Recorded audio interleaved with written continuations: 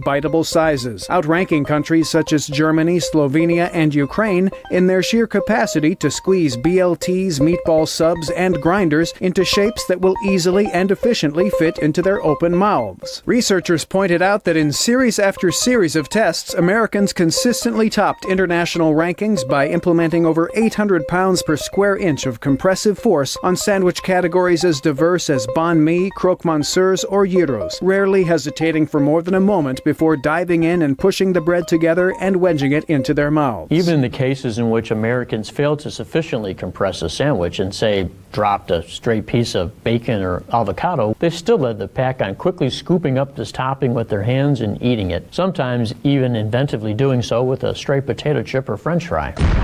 This is the Onion News Network. You can stick it to the man and big tech. Join our FTL social mastodon at social.freetalklive.com.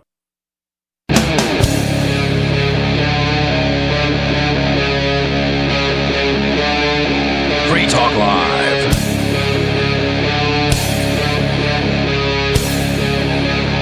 Hello, and welcome to the Reigns and Ed Show on the Free Talk Live Network. In a busy week, we have information on the latest update on Elon Musk's attempt to crush the Reigns and Ed Show, and you all know that that is for real. Immigrants take a stand against immigration. 63% of Americans think a third political party is needed. Robert Kennedy Jr. plans to run as an independent, and whose campaign does he hurt more? Virginia Governor Glenn Youngkin starts to raise money for a presidential run while Nikki Haley surges in the polls. And in probably the most important scientific study in recent memory, gay sex between animals evolved for a very important reason. Plus, your listener voicemails. I'm Henry Reigns. I'm Mark Edge. And yes, you are. And Mark is, there's so much that's happened this week. So much that's so close and dear to our hearts, especially your heart. And if it's dear to your heart, it's in the vicinity of my heart. But the regular listeners have absorbed all this for the past week. Now, here it is, even though we pre-record just by a teensy bit. It's Friday when most people are hearing this, for the first time at least. I know a lot of you listen over and over again to get the fine points of the podcast. But anyway, and really, that warms Mark's heart to see those downloads and the streams. Me, I am just above it all. But Mark counts those things. And so you make him happy when you do that. And when Mark's happy, I'm happy. Indeed. And so when Mark's not happy, I'm not happy. Actually, I get along pretty well, okay, anyway. But there's been a lot happening in Mark's world this week. And Mark, I know that Ian Freeman is iconic to libertarians, but he's your co-founder, your friend, probably one of the longest adult relationships you've had. This has nothing to do with that study I was talking about, but it has a little bit to do with it. well, they say that males have trouble forming friendships, and then I would opine to add to that, and females don't have trouble forming friendships with other females so that they can hate them that much better. But Mark, what all has happened? Give us your summary, and I've got questions. Well, so my longtime co-host Ian Freeman was sentenced on Monday to 8 years in prison, and they took him into custody immediately, which was a little bit of a surprise. Not to say that it should have been. I don't know whether it should have been, but it was. We had the expectation that he would have a few weeks before the restitution hearing where he would know what his sentence was and be able to prepare for that. Because it truly could have been house arrest to the rest of his life in prison. And it was... Well, wait a minute. You mean like effectively the rest of his life in prison? Because it wasn't a life imprisonment penalty, was there? No, it wasn't a life, but he was facing something. At one point, he was facing over 100 years if you totaled them all up. Well, modern medicine. Right. They're not going to give it to convicts. Experimental.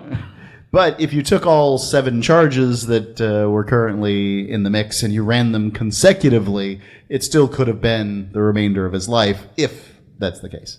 We didn't think that was much of a possibility, and neither did the judge, apparently. So anyway, 8 years.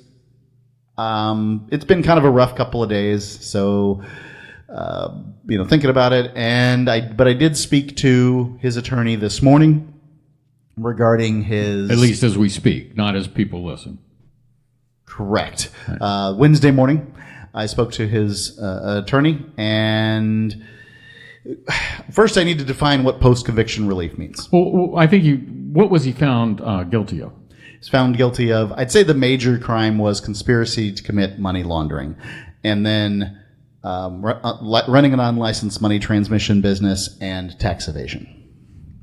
And what's the difference between conspiracy to money launder and money launder? Conspiracy is talking about it. The suggestion is that he worked with, and this is what the conviction sort of says. The jury would have understand that the narrative that was given, the jury definitely sided with what they decided now to call victims, and previously they were just witnesses. And these they sided with the victims and their problems. Basically falling in love with imaginary people and getting ripped off. Whereas let me turn for that a little bit. So there were scam artists that preyed on, was it primarily females? Or both sexes? There was one guy that was being threatened by the imaginary IRS to send Bitcoin. Ladies and gentlemen, if the IRS calls you and wants you to send Bitcoin, it's a scam. The IRS is never going to call you, and they're never going to ask for Bitcoin. Never, ever going to ask for What about lonely men? Will they call you and ask for Bitcoin? Well, they'll probably contact you on Facebook and that kind of thing. Lonely people of all sorts. There are not singles in your area looking to meet you. Sorry. Especially not single hot people. Asian women? Yeah, not.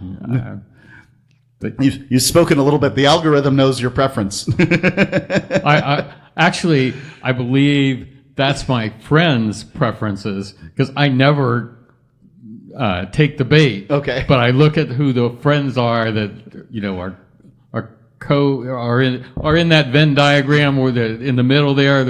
They're friends of them and they're friends of me. Yeah. And it's sort of the same guys all the time. But anyway, we digress. I got what you're saying now. Yeah. So, where were we? Anyway, I was talking to Ian's attorney about the appeal, and like all attorneys, he is hopeful before anything's been done that this will be very effective. And but I would caution everybody that just because Ian wins an appeal doesn't necessarily mean he does less time. Let me explain. The sentencing paper hasn't come out. We just know that Ian's been sentenced to 8 years. So how is that going to work out?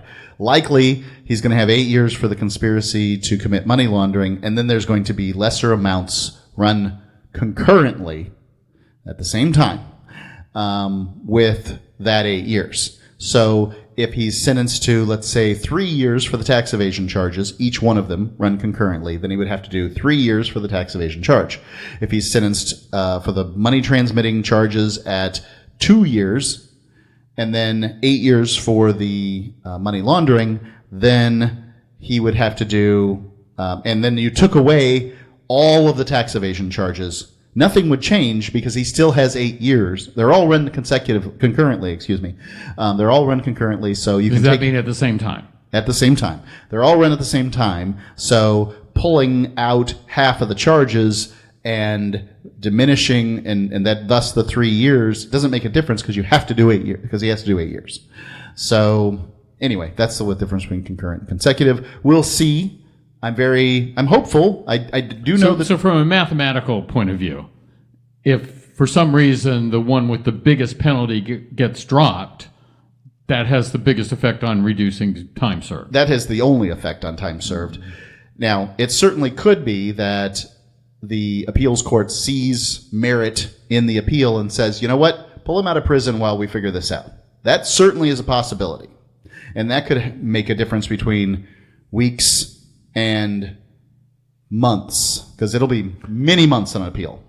Now, what type of facility is he in right now or going to right now? Is it federal? Is it? He's currently in the Merrimack County Jail being paid for by the... That hellhole. Well, it isn't the nicest place. I have been there. Well, I'm glad you visited him. I did. So he was in the Merrimack County Jail, and he is in the Merrimack County Jail, and he will likely remain there until at the very least, what he's calling, the judge is calling the restitution hearing. So there's more to come, and this is why I didn't expect him to go to prison now. Now, as I understand it, there's a fine for the violations that Yep. he's been. The government doing. demands $40,000. And now, who is the restitution for? The restitution. Now, Ian asked in his allocation speech that he His what speech? allocation, I believe, is the terminology. What's that speech? My I'm sorry speech. The remorse and mercy Yeah. plea. And one of the things he said is, hey, look, I'm in a difficult position. I don't believe I'm guilty, and I have appeals in, but here's what I think about what happened. And he gave a great speech that soon will be available at ian.freetalklive.com. That's ian.freetalklive.com. It may be there as we speak. I saw some of the news reports, I think including the Associated Press and then local, and they said that he got an ovation from the spectators in the courtroom. That's correct.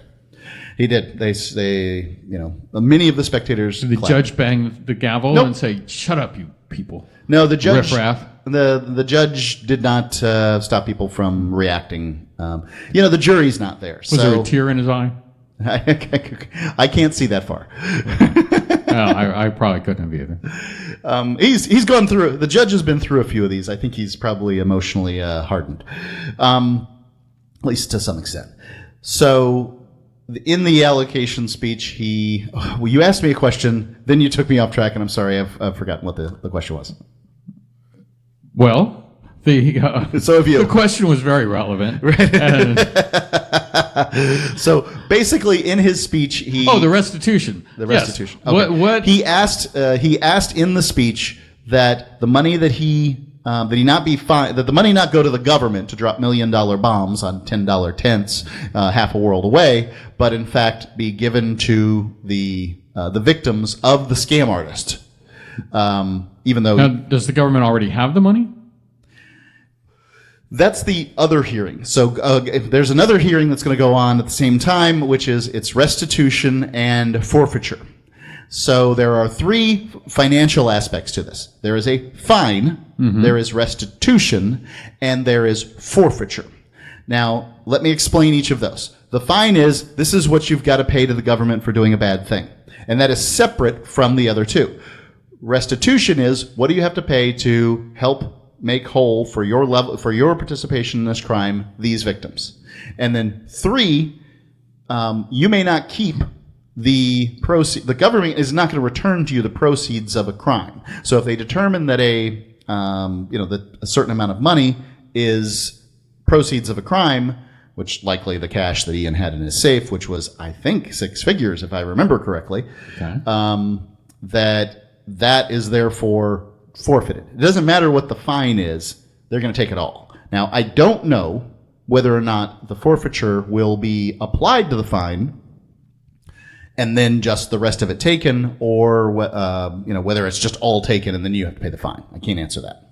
And did they get any Bitcoin when they closed down the business? Or? When it's some.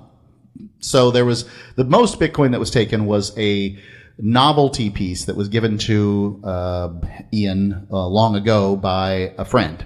And that novelty piece is a 100 Bitcoin coin. You can touch it. But they destroyed it by pulling off the hologram off the back, which is kind of like saying, we're going to keep our Action Comics #1 for you, by taking all the pictures of it and then setting it on fire. Okay, so did they save the coin address? exists. The address for the Right. Bitcoin? They have the Bitcoin. They have the coin, but the coin has been, the mint condition coin comic has been opened, essentially. And turned into something But, I mean, less. they still have access to whatever wallet the 100 Bitcoin are in? Yes, Well, that's a significant amount of money. it is. Have I told you about the scammer that got me to give my life savings because they said I really had a cute smile? They said they were in New Hampshire. That's right. I don't know. No, I'm sorry. It's not something to be made light of. But what else can you do? You might be right. Everybody should contact the state's attorney and say, "Hey, I got scammed. I need some money." Yeah, I was wondering if there might be like one of those. Have you been exposed to, asbestos type ads that? I don't think so. Hey, how many identified victims are there? I can say that there was probably about a half a dozen people that they brought in to testify. I don't know how many. But you don't know how many they had in reserve. The claim is that 73% of the transactions were not tainted by sort of scammers. They cannot prove that. They can only prove that scammers were involved in 27% of the transactions. But not 27% of the volume. I believe it's the volume. Okay. All right. Well, that's sort of the state of things. Yeah. But tell us about Ian. I mean, when did you first meet him? Well, I met him when I just down the road here. My first day of working at Clear Channel Communications in Sarasota, Florida. I met one of the DJs at the rock station at the time, and we struck up a friendship. And after Ian was a DJ. Ian was a DJ. And was this back when you had live DJs and they actually played the music consecutively? It wasn't like when they just recorded a few liners and then they used out on a bunch of stations. They recorded a few liners, but they did it for one station and they did it in the studio. So it was the interim between real jocks doing breaks, live breaks, and... Now, Clear Channel was a big deal back then. Yeah. Yeah. And I mean, they were like the number one radio company. And certainly in this market, yeah. Yeah. And what was what time slot did Ian have? Ian didn't have a slot. He was a floater. He was filling in. So he was a young guy. So more than an intern, but Yeah. he didn't get the appearance fee of going down to the nightclub on the weekend, right? He did get some appearance fees by going Really? to radio stations and things like And that. Car what- dealerships. Okay. But was he a nightclub kind of appearance? No one would come to see Ian at a nightclub. Yeah, okay. Yeah, I talked to him long ago. I don't think I've ever seen him in real life. Oh, interesting. Yes. Well, I've seen pictures, but Yeah. I imagine he probably looks like the pictures. He does. He looks a lot like them. That's how cameras work. All right. So you guys hit it off right away? Yeah, we always like to talk about issues rather than anything else. So Now, who was the libertarian first? he was. And did he? I would have just convert called you? myself a ditto head with some deviant Republican thoughts, non-Republican thoughts, deviant non-Republican ideas. But I think that's how most people are, right? Like most people adhere to their party's line to some percentage, but they don't agree with everything it says. No, I don't know about that. Okay. How do you feel about gun ownership? Exactly like Democrats feel? No, I There don't you know. go. I don't know how Democrats feel, but I know how the I know how the party special reacts. I know how the special interests feel, and or even more importantly, what they give money for you to say. But yeah. Anyway, we're getting off. Enough about me. Let's get back to you. All right. So you guys had this, common interest. You talked and stuff like that. When did it become something like, hey, we should do a radio show? It didn't. So How Ian, did this happen then? right. So Ian told me that his life's dream was to be a talk show host. We ended up actually. How old was he at this point? So Ian is 20. Maybe he's 20 years old.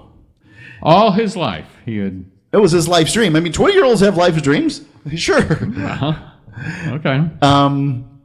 He and I started, what he wanted to do was he wanted to meet up and do a sort of networking thing together where we would talk about what we had to do during the week and just sort of efficiency group. I don't know how to describe it, but where the two of us got together and talk about goals for the month or something and what we wanted to achieve and, in our businesses and things like that. So we got together and we did So that. like Amway.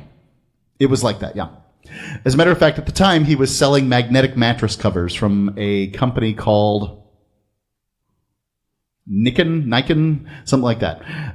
So those weren't for waterbeds. I don't know. I'm thinking You're not they- allowed to bring it back to other week jokes. Okay. Other week's jokes. Topics. Yeah, topics. Because people won't know. Anyway. That's why you got to go download more of the podcast. You can Google Reigns and Edge or your favorite search engine. You can do this, and you'll find in nice 20-minute digestible chunks. You will find it somewhere. Yeah, we have the segments and the whole show, depending on how you want to listen to it. Or the Free Talk Live Network, you can go and download it there too. So at these events, I of course have found out a lot about Ian because it's only the two of us sitting at like a Perkins restaurant at a Denny's, talking about our goals.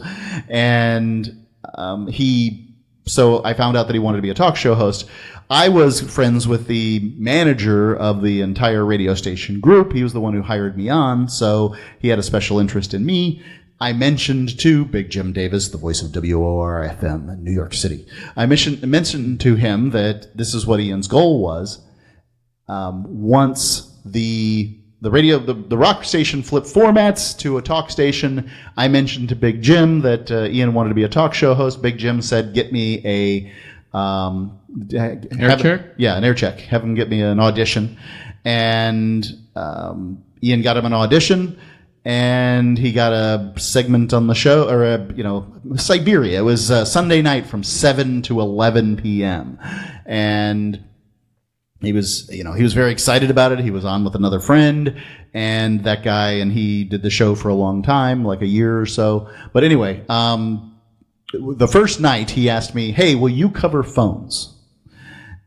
Because I just broken up with my fiance at the time, and it's like, sure, I'll cover phones with you. Sounds like fun. And then Ian starts talking as wrong, and there was a microphone in front of me, so I pulled it over and I explained to him why he was wrong, and that's really how the show was born. What about the other third guy? person? He chuckled a lot. Oh, so right from the very beginning, you were getting ready to muscle that other guy out and take over. Well, to some extent, that's Some things are destiny. that's how these things can go, right? Somebody's got to get a knife in the back.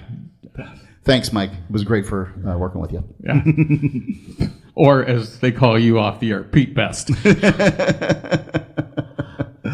So, all right. So now you're. I don't know who Pete we're at Best that is. point. He was the fifth Beatle. Yeah. Okay. All right. Well, we've got lots more coming up here as we go down memory lane with Mark and his journey to wherever he is now and why he's talking to me. You're listening to Reigns and Edge on the Free Talk Live Network.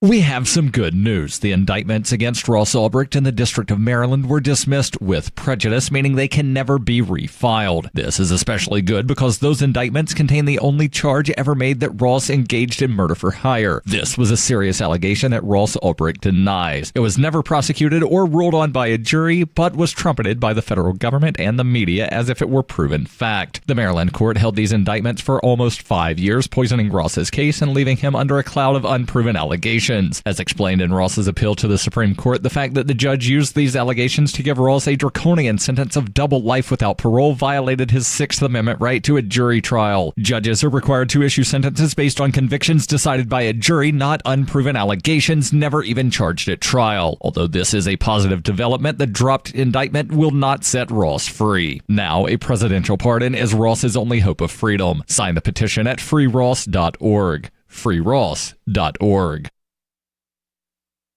From Feature Story News in Washington, I'm Benji Haya. Israel's expected to launch a ground offensive in the coming hours after it ordered more than 1 million Palestinians living in northern Gaza to evacuate in the next 24 hours. 300,000 Israeli troops have amassed on its borders, positioning tanks that could roll into the Palestinian territory, a week after the Gaza-based Hamas group killed more than 1,300 Israelis. Sarah Coates been following developments closely from Tel Aviv. I've just seen live images there of people fleeing from northern Gaza into the south. We're talking about people in cars with mattresses tied to their roofs. There are donkeys and carts with entire families in them. People even using bulldozers with their belongings in the tray in the front. So, look, it is certainly a horrendous situation. Hamas put out a statement on its Telegram channel telling people not to leave northern Gaza, saying that Israel is conducting psychological warfare. The Israeli military, meanwhile, has already carried out a limited raid into the Gaza Strip to try to rescue hostages held by Hamas. As many as 150 people were abducted by the terrorists last Saturday. The United Nations, though, is urging Israel to rescind its plans, warning of a massive loss of civilian life if a military incursion goes ahead. Simon Marks reports. With the Israeli ground invasion of Gaza now possibly just hours away, the demand the Israeli government is making has led to fury at the United Nations. Their officials say Israel must withdraw its evacuation order to avoid what it calls devastating humanitarian consequences for 1.1 million people in the north of Gaza. But in Israel, America's Defense Secretary Lloyd Austin gave no indication of backing the UN's concerns. My experience in working with the Israeli forces is they are professional. They're disciplined, and they're focused on the right things. Israel says its aim is to eliminate Hamas as a political and military force. Russian President Vladimir Putin, fighting his own war in Ukraine following his nation's invasion, believes Israel does have a right to self-defense, but stresses that Palestine needs recognition as a state. Daria Bondarchuk is in Moscow. Vladimir Putin said that while Israel had been subjected to an attack unprecedented in its cruelty by Hamas militants, it was responding with cruel methods on its own.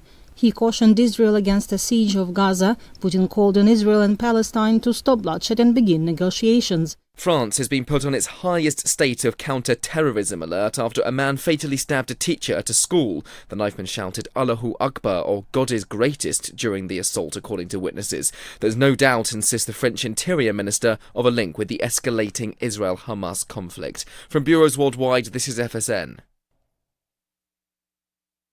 Don't miss a moment of Free Talk Live. Get our archives daily via our podcast at feeds.freetalklive.com.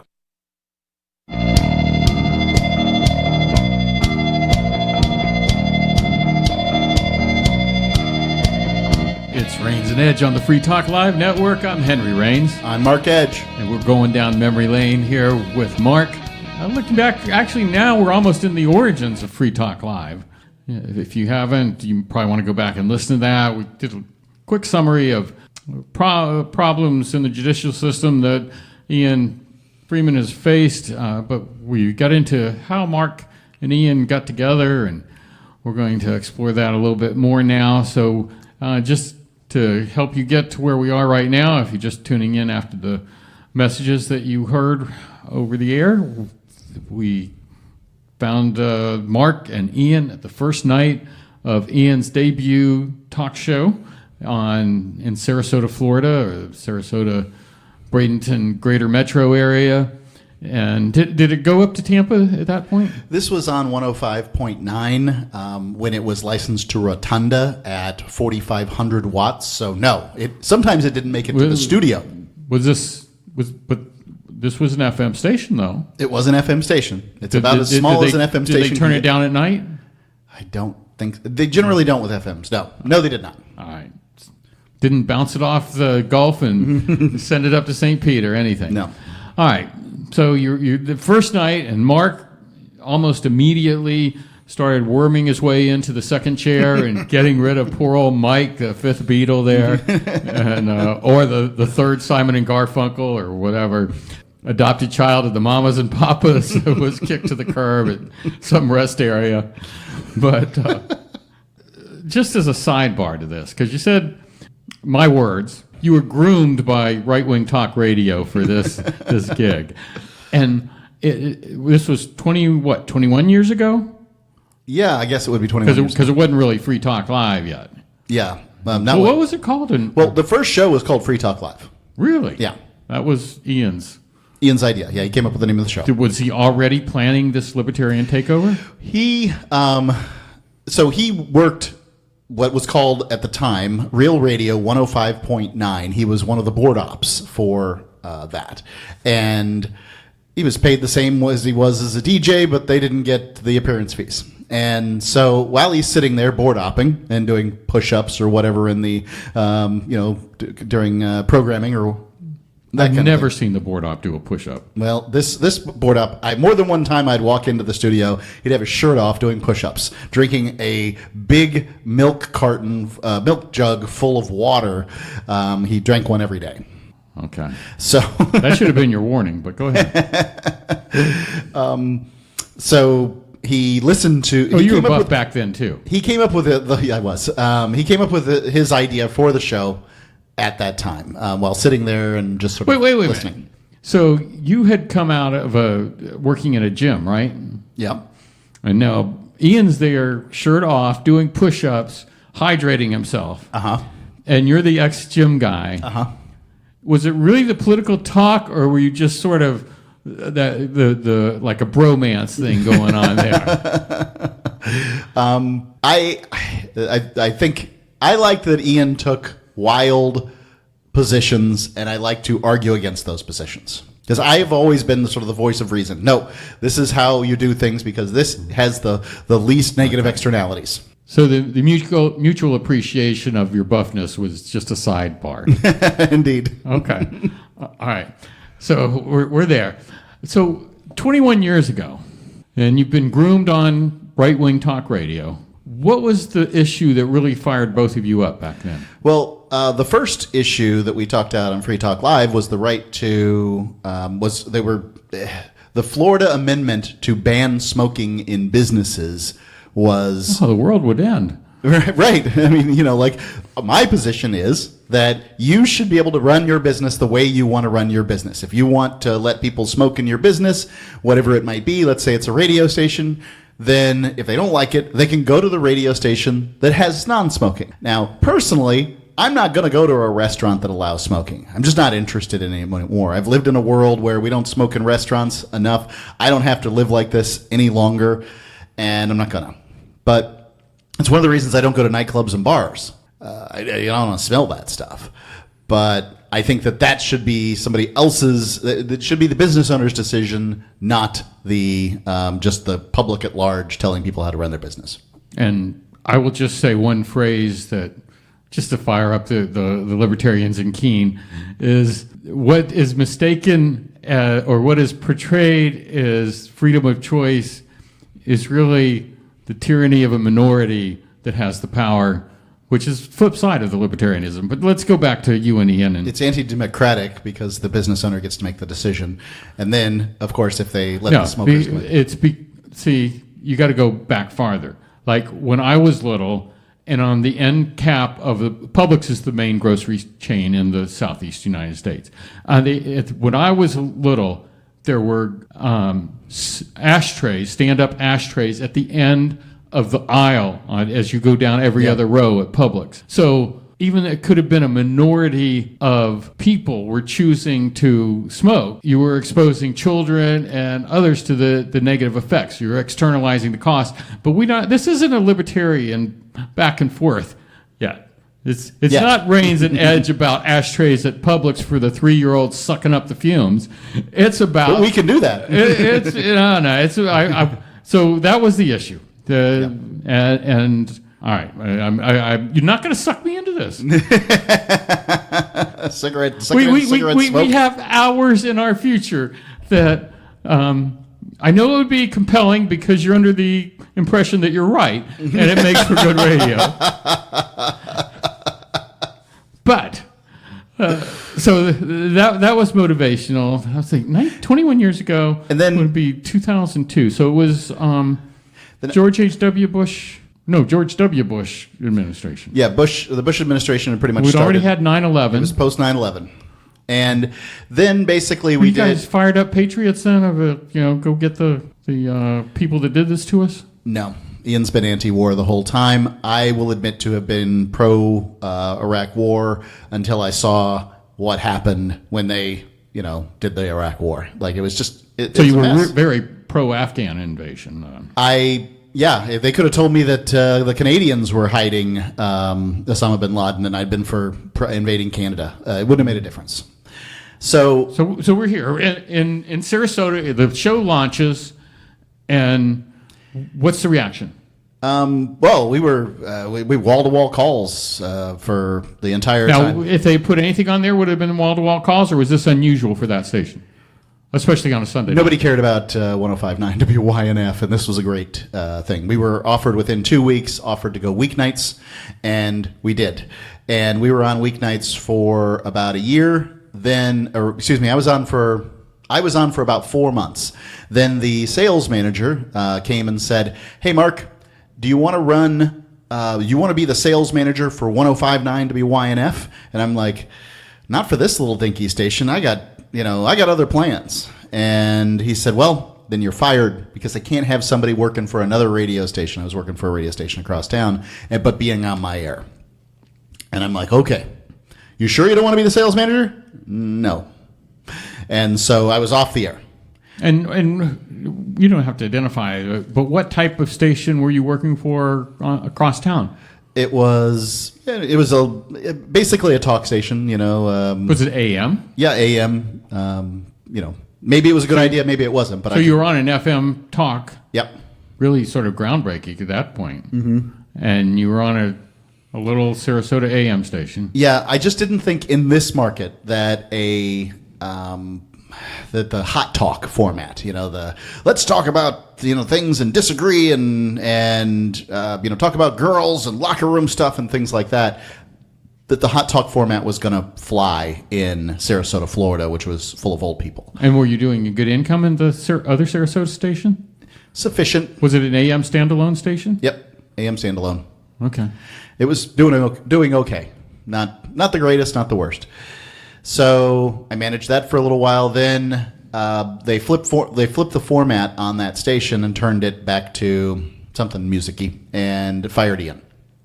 Ian then took the show, put it on a different AM standalone talk station in Sarasota, Florida, and I would show back up for, I think it was called Manwich Thursdays. Manwich was my name on the air, and I would be on Thursday nights. And then no trademark issues over that? That comes a little later in the story. So then I was managing the AM that I was managing, 1220, and Ian started working for me as a board op. And then at some point he brought the show over. And now, which station did you? Yeah, because you just identified a station. Yep. Which one? 1220. Okay. So I was managing 1220. Ian came to work for me. He brought Free Talk Live over. Were you doing the morning show then? Yep. I did the morning show. I think I heard you a few times. Then, thank you. Then Ian, when he was working for me, he decided, hey, we got this space on the station. I'd like to bring Harry Brown, the Harry Brown Show on. He was the one-time libertarian candidate for president. He did a show. It was pretty good. He called the syndicate who had them, GCN, Genesis Communications Network, asked them about when he got Harry Brown, but he asked them, hey, do you have any spots for shows? And they said yes. So Free Talk Live then went national on 3 stations. And that was what year? 2004. And that time you're still in Sarasota. Yep. Okay. And then it went national, and we began to grow it. By the time we moved up to New Hampshire in September 2006, we were on 25 radio stations and making a living. Okay, that you sort of jumped there. Okay. Now, you were making money in Sarasota at the station you were at, right? Yep. You making a livelihood? Yeah. Paying your bills. At some point, I moved over to SRQ magazine. I left the station. I didn't feel like there was a lot of upward mobility. SRQ was a lifestyle magazine. Every city of decent size has a magazine that features local people, local venues, etc. But it really does have a sort of a captive advertiser base, because it's got that back. Well, first of all, we have to explain some things. Many years ago, there were these things called magazines, and some of them had color on the inside and print that you would read, and you would turn the pages, and you would get the story, and in between the stories would be advertisements, and you would sell those things, advertisements that were visual, and because there could only support usually one of those magazines in an urban area, anybody that wanted to do print advertising, which many years ago people did things called print advertising, you had some contracts and you locked them in, and you had probably had a base that was pretty solid. Yeah, had a good book. And they once you got your book big enough, did they fire you so they could take him in house and then get a new guy on? They don't do that kind of thing at SRQ. No. Oh, okay. No, they and I had a significant level of competence. So I left. I said thank you very much, and I still go see my friends over there pretty regularly. I like them; they're good folks. Did they have a website back then when you were there? No, I don't think so. I don't think they'd gotten it yet. So even in 2005, the magazine did not have a website. They might have had a website, but it was nothing more than, fill this out and subscribe. Or whatever. Print this and mail it in. That was only 17 years ago. Yeah. Well, the world's changed, right? Yes, it has. Although I will say that the iPhone my radio show had a website back then. The iPhone hadn't even come out at that point. In fact, not that I would ever toot my own horn, but the web hosting company got a little upset with how much bandwidth we were using at one time. That's you know what? That's a nice humble brag. I love it. Anyway, because what? Why does that make a difference? So we moved up in 2006 to New Hampshire for the Free State Project. That's what I wanted to get to. So why? What was going on in 2006? How did it get your attention? And whatever got your attention, when did it really start before you heard about it? So Ian found out, one of the problems with running a libertarian radio program is that the Republicans know the solution to Democrat politics, which is vote Republican. The Democrats know the solution to Republican politics, that's vote Democrat. However, the solution to the two-party system isn't vote libertarian. Because, when does a libertarian win? And at that time, it was never. So the idea of telling our audience, hey, there's these problems, why don't you vote libertarian, seemed like a very hollow solution. And in the same way, that bothered you? Yes, it did. Okay. And so what's a better solution? How about move everybody to one state and see what happens when... Freeze their butts off. Freeze their butts off, see what happens when there's enough of putting them together, and So let me just put this in perspective for the people that aren't in New Hampshire listening to you. So you're in a community that's growing, making a livelihood. You're in a place that periodically is voted the best beach in the United States of America. And you never have to shovel snow. You're never going to slip on the sidewalk and break your hip from ice. You're going to walk around when you're not working in shorts and flip-flops. And you said, let's move to New Hampshire. I did. Okay.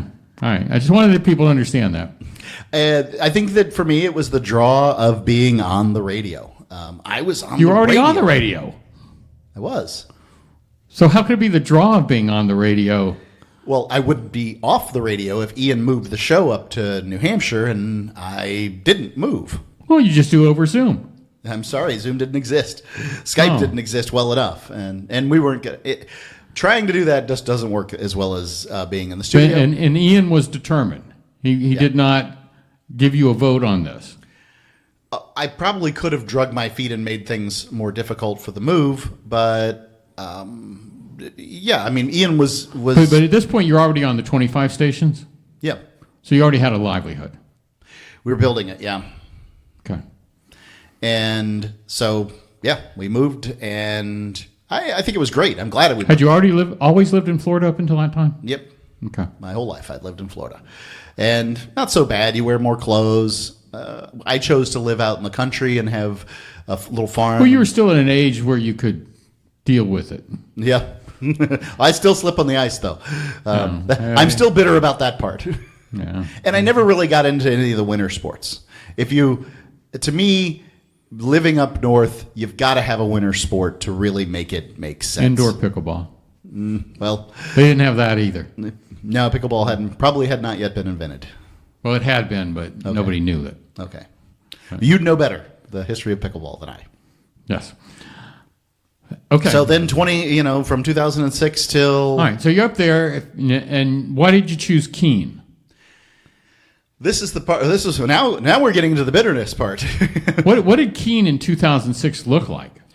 There was this activist named Russell Canning, whom Ian glorified because at the time Ian didn't believe that you could solve any problems by participating within the political system. You had to do things from without. And there was this outside the system activist who, went and threw snowballs at the IRS office in Keene, New Hampshire. He would go in and do silent protests inside the office and get arrested. He, did a variety of things. And Ian was really excited about that guy. Now he does sometimes flat earth outreach tables in different places that he lives. I think he might have moved back to New Hampshire, but he left for about 15 years.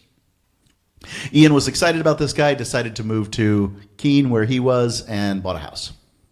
Well, there's a lot to be said about the flat earth theory. There's a lot to be said about it, yes. So isn't the earth like 70% covered with water? Correct. Is it carbonated water? No. So technically it's flat. There you go. All right. Rather salty. I never thought I'd get to use that. Okay.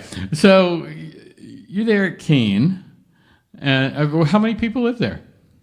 Keene, New Hampshire probably has about 20,000 people who aren't college students. And was it 20,000 back when you were moved there? Yeah, it's pretty much so it's just sort of status quo. Yeah. The population of New Hampshire is growing slightly, and and a large percentage of that, probably not a majority of it, a large percentage of those people are Free Staters that are moving in. When did the term Free State movement start? It was called the Free State Project. I think it was started in 2001 or 2002. They picked New Hampshire in 2005. How did they pick New Hampshire? It was a vote. The first 5,000 participants in the Free State Project voted on which state they wanted to see among all the states. Is this an online vote, or did they mail stuff in? Or? I think it was an online vote in some manner. I didn't participate. They had at least invented that by then. I wanted to know what state was chosen before I participated for some dumb reason. And so they picked the bottom quarter of states. Basically, it had to have less than 2 million population, and then the founder excluded Rhode Island for corruption and Hawaii for just being, wholly. So on the move, did Ian get there first? No, we moved the same day. Okay. We moved up in the same truck. All right. And were you single at that time, or you were? My wife followed me. Okay. So she came up later. Cautiously. She wasn't real excited about it, but she did want to have a baby very badly. Well, I didn't know New Hampshire is where she was more fertile. Well, it's where I was. Okay. Well, I guess there's positives. All right, so you're up there. You get it. You already had the show going. It's already strong. Did it get a boost from being up there? Ian considers the time spent in New Hampshire to be when Free Talk Live was sort of real. That everything before that was all practice. So, but what do you consider? I do like the shows when we burn the bridge, right? So if you want to win a war, you take your troops across the bridge and you burn the bridge. And that's how you win the battle or whatever. Well, you sort of mess up your logistical supplies. But okay, the details. Indeed. I'm not a modern battle. If you want to win an ancient battle, you march them over, burn the bridge. Yeah, okay. So we had burned the bridge by moving to New Hampshire, and the show had to be good. So, yeah, I do feel like it. Where'd you first live? In Keene? Yeah. Well, yeah. At Ian's house. I was in his guest room, and then for about a month, and then rented a place, and then bought a piece of property, built a house, and raised a kid, and the whole thing. Is that the house that the studio's in now? Yes. Same house the whole time. So from 2006 on, he was there. Yes. And you found separate abode. Mm-hmm. But there's other people there now. Lots and lots of them. And they don't live communally or anything like that. It's just different houses and just selfishly. Get together. They're libertarians. Indeed. Mine. So, right. They get together and pay for their own meals and so eat communally. Let's take a jump. Bitcoin is introduced what year? 2010? In December 28, 2010, a caller, Jeremy West, calls in and discusses this magic internet money. We were quite skeptical. Okay, time out. Jeremy, you don't need to leave a voicemail about how we need to send you more Bitcoin. It's okay. Please continue. I think people should send Jeremy Bitcoin. No, they should send me Bitcoin. It's just all the. I don't get any credit. Give it away. And you found out about Bitcoin sort of separately from me. Anyway, then in January of 2011, the then head developer of Bitcoin, who was also a amplifier of our show, guy who paid a certain amount per month in order to get episodes that were commercial free, he says, "Hey, I've heard you talk about Bitcoin. I want to clear some things up for you. Can I come up for lunch?" He calls that the most profitable lunch of his lifetime because he credits Free Talk Live. Now, who is that? His name's Gavin Andreessen. Okay. Andreessen Horowitz? No, I don't know who that is. He's not part of Andreessen Horowitz? No, I don't know what that. I don't know what that means. It's a big venture capital company. No, he's not. Oh, okay. Somebody stole his name and ran with it. Yeah, well, whatever. He did change his name to Andreessen. Anyway, he decided to come up, talk to us. He, over the course of, say, a couple of hours at the Thai restaurant in Keene, New Hampshire, explained Bitcoin. I offered to sell him some podcast ads. We have got to take a time out here. I was so enraptured by this discussion. We'll continue it on the other side. You're listening to me, Brains and Edge, on the Free Talk Live Network.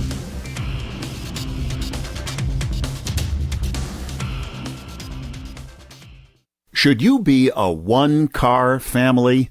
I'm Holland Cook with Inflation Hacks. My 15-year-old Ford Escape was literally held together by duct tape and Gorilla Glue, but the dealer who sold me my new car gave me $1,500 for it. When supply chain issues slammed the brakes on new cars and car parts, dealers' new and used inventory dried up, and lots of us who were sent home during the pandemic shutdown continue working there, and lunching at home is a whole lot cheaper than ordering takeout at the office. Given your new normal, and with dealers begging to buy used cars, should you sell one if it's mostly just sitting there? How are you coping? Post your inflation hacks at andyoucanquoteme.com.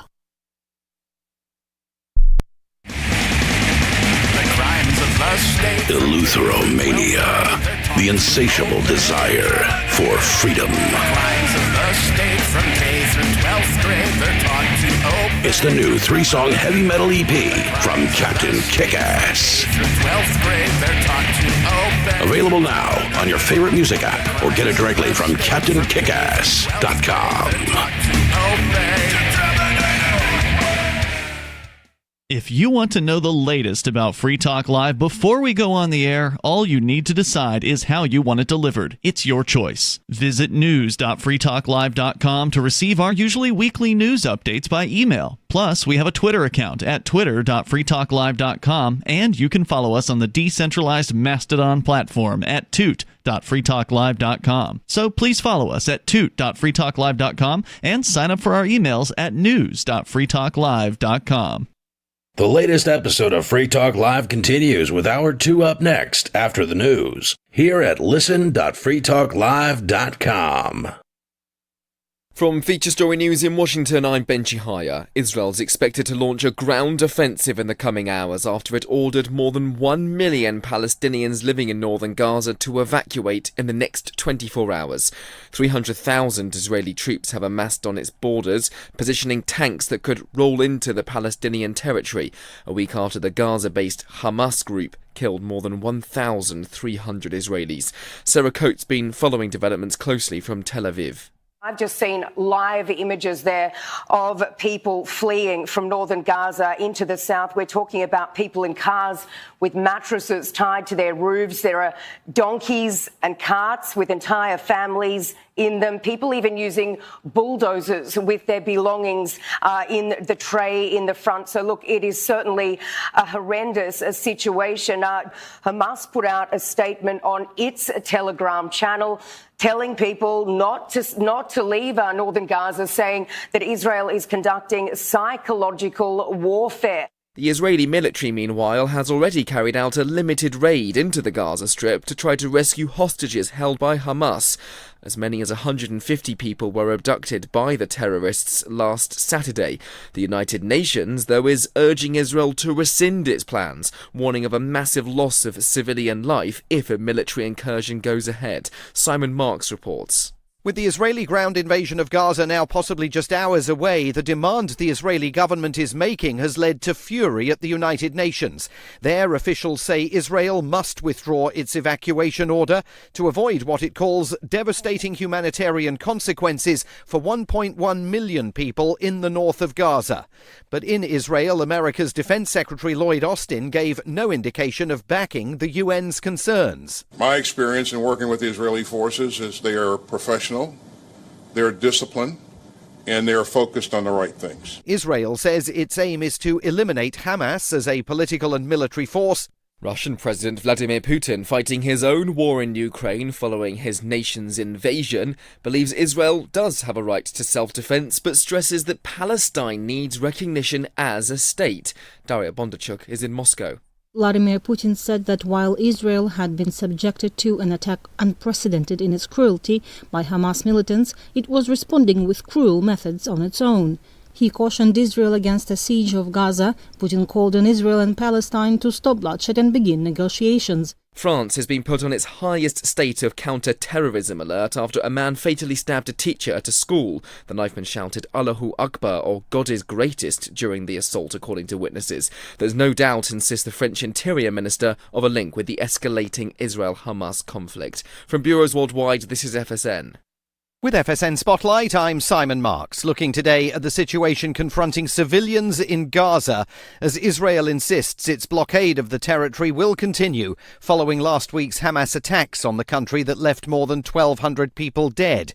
Humanitarian and non-governmental organizations operating in Gaza say time is running out to establish a humanitarian corridor that would allow aid to flow in and perhaps permit some civilians to leave. There is no ability to get anything in or out of Gaza at the moment, and the consequences of that are absolutely devastating. Melanie Ward is Chief Executive of Medical Aid for Palestinians. Everything has to come in or out of Gaza through one or other of the exits, and so the fact that they are all sealed is absolutely catastrophic. The power plant in Gaza shut down at 12 o'clock yesterday.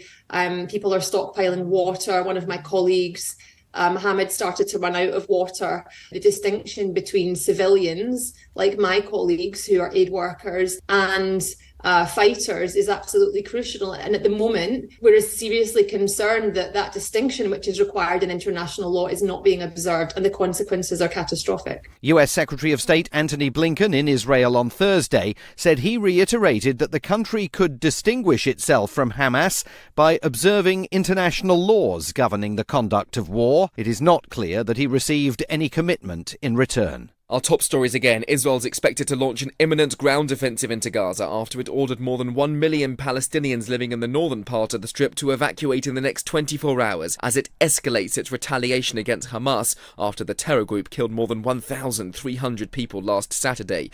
The United Nations is urging Israel to rescind its plans, warning of a massive loss of civilian life if a military incursion goes ahead. Meanwhile, the Israeli army says it's carried out a limited raid to try to rescue hostages held in the territory. That's the latest feature story news. I'm Benji Haya in Washington.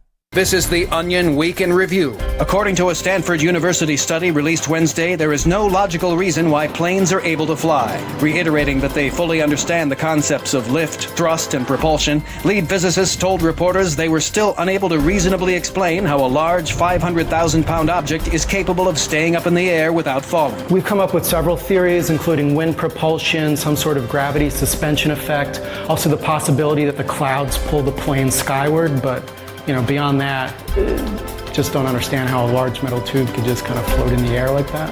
And it's going at like 500 miles per hour, which means that when I'm on a plane, I'm also going 500 miles per hour? I mean, that's crazy. I mean, why is my hair blowing back and forth? The Stanford team added they plan to devote the next 2 years to a new study on why telephones can hear. In other news, an urban planner is stuck in traffic of his own design, and a kid screams behind a passenger during an entire plane crash. Visit theonion.com/newsbeat for more. We're still not sure why you'd want to watch, but our video feed is streaming nightly for free at cam.freetalklive.com.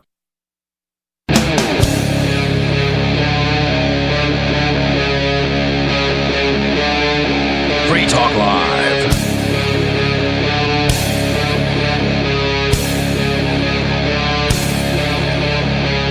Welcome to Reigns and Edge on the Free Talk Live Network. It's the nostalgia memory lane episode of Reigns and Edge. I'm Henry Reigns. I'm Mark Edge.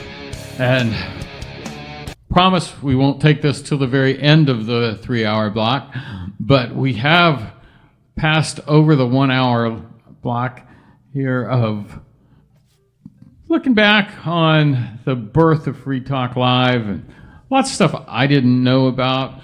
Even though I was tangentially, experientially present for some of this when in the Sarasota phase of it all, and they hear about the New Hampshire phase. We got through the move to New Hampshire. We just heard about the beginning of the Bitcoin phase of Free Talk Live, ongoing Bitcoin phase, and certainly did not know where it would take all the participants at that point in time.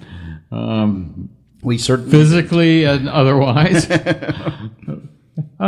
Yeah. Now, you just to digress a little bit. So your wife to be followed you up, or was she already your wife? She's my wife. Yeah, followed you up to New Hampshire, just to make sure you weren't as crazy as she thought you might be for doing it. And then you had your son, Jack. 2008. And is he cognizant of this history of your early radio life and your sales life and all this kind of stuff, and how he wound up in this freezing north in his youth? I think kids are mostly concerned about themselves. They have to be, right, in order to make it. So he's cognizant of these things, but he's probably doesn't care much, But has it ever been recorded for him? I'm sure it's been talked about in his presence. No. I mean, I meant for posterity. No, I don't think so. So any future grandchildren could have this, and they could. I mean, there's lots of samples of your voice. Indeed. So these grandchildren to be and great grandchildren to be can hear that, but to hear about the youthful Papa. Well, yes. Papa. I have no idea. I'm sure that he'll get me back, though, because when he was young, well, I got to tell this whole story. It's relatively interesting. So, part of the negotiations of having a kid was I got to name him. And Laura thought, what's the worst case scenario if he gets to name the child? Rufus. So I chose Thor Stormbringer Edgington. Thor's a perfectly fine first name and used in a small geographic area. How long did it take for her to know you weren't joking? A few iterations, a few times talking about it. I'm like, no, I'm not kidding. Thor Stormbringer Edgington. Compromise on Captain America Edgington. So she started to get nervous, pregnant and nervous. She calls my mom and pulls out the big gun and levels it right at me. My mom says, no, you can't do that. And basically puts her foot down. I will not have my grandson be called Thor. No, not going to happen. So. And just to think, to put people in the Times perspective, now Thor would be one of the more normal things you could call a child compared to what people pick now. Indeed. So and easy to spell. Right. Well, that's what I thought. It was relatively easy to spell. What's the problem? In fact, so with Laura, I decided, all right, well, you guys win. I'll take as a consolation prize. You got to vote for Ron Paul in 2008. And so Laura voted for Ron Paul in the. You think? I presume. And I don't remember. I think that was in the primary. It was in the Republican primary. So she had to register as a Republican and or take a ballot as a Republican. And did you make her show you the voter registration? We went together. She didn't have to register Republican. It's different in New Hampshire. Okay. I know she took a Republican ballot, and she had to vote for one of them, and Ron Paul likely would be the one she voted. So I'm pretty confident she did what she said. But I didn't have my get back. You didn't look at the undervotes? No. One undervote in Keene on the presidential election? This would have been in Westmoreland, New Hampshire. Oh. Westmoreland, as they pronounce it there. Okay. And then... You were talking about your wife, Laura, and her vote for Ron Paul. Right. But I hadn't gotten my mother, I hadn't gotten her back for this whole, intervention on my son's name. Why would you want to? I'm petty. Your mama loves you. So what I decided to do was, this is going to be my mother's first grandchild. And the first grandchild really gets to set the tone for the rest, right? They come up with the name, so is it Nana, Meemaw, whatever the name might be. So I decided, well, that means I can come up with the name. So I came up with the name Muffy. So Muffy isn't my mom's nickname. It's a title. She is Jack's Muffy. And in Jack's world, Muffy's Muffy. But... that was kind of the get back for the whole, stopping me from having the. How cruel! You wanted to drive that wedge between a Muffy and her grandson. I think that it's special and unique. Yeah, I do too. How's Muffy taking it? Oh, she loves it. So you failed. I say I succeeded. Okay. All right, we'll go with that. Well, we're almost up to the present day. We've got Jack out of the womb and into the world. And I think that's, at some point or another, the next big thing is that at some point the FBI is investigating Ian for selling Bitcoin. That was my next question. So when did you go from this blissful new fatherhood period, becoming an advocate of Bitcoin before it really had made a financial difference in the world? When did you become public enemy? I think that Ian discovered that activism isn't a big emotional payoff. Like it doesn't get a lot done. So he thought the best way to get work for the kind of world he was looking for was to sell Bitcoin to more people, to get it in the hands of more people. So it became a mission of the church that owned Free Talk Live. And wait a minute, wait. The church on Free Talk Live.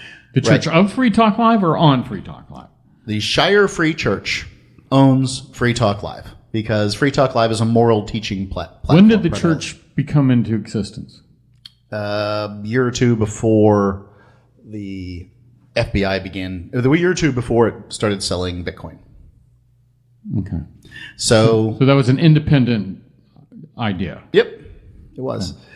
And it was probably in large part to take advantage of the tax savings that would come with a church as opposed to a business.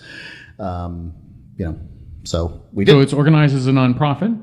It's organized as a what they call a free church. So it doesn't have, we organize within the state, not with the IRS. We don't have a 501c3 organization.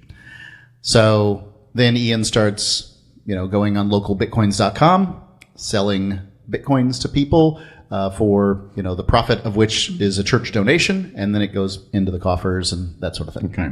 So now we're getting in an area that I don't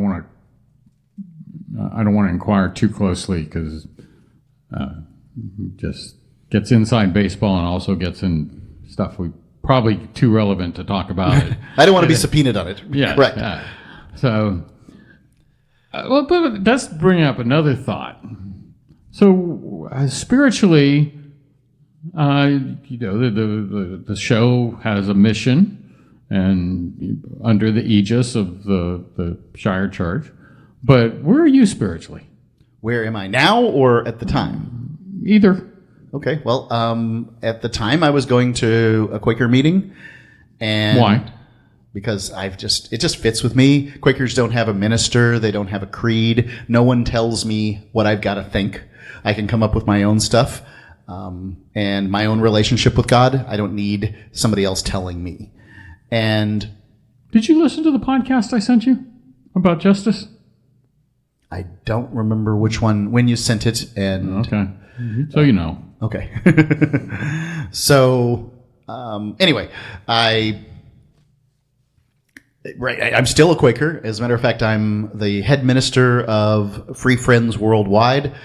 I decided that Quakers and me are Sounds like a dating service. It's that we're a little different, and I wanted to resurrect there's always been Free Friends, but Free Friends were very big. As a matter of fact, the Betsy Ross was a Free Friend. The lady who made the U.S. flag, she was not only Quaker, but she was specifically a Free Friend as opposed to a friend. And the idea was... she in Pennsylvania? Yes. Okay. And yeah, I think Benjamin Franklin requisitioned her to do it. I'm sure he did. I don't think he was, managing to a dalliance with a good Quaker.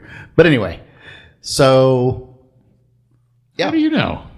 It seems unlikely. It's persuasive. Yeah. All right. Sidebar. So, and what were you before Quaker? Because you went to a religious school growing up, right? Right. I went to the UU Church in Keene, the Unitarian Universalist Church in Keene. I just couldn't handle the minister comparing Barack Obama and Martin Luther King Jr. It seemed like a ridiculous comparison other than, look, there's two black guys. And I just, I was done. And this is why I can't be told what to do from the pulpit. I'm just a bad churchgoer.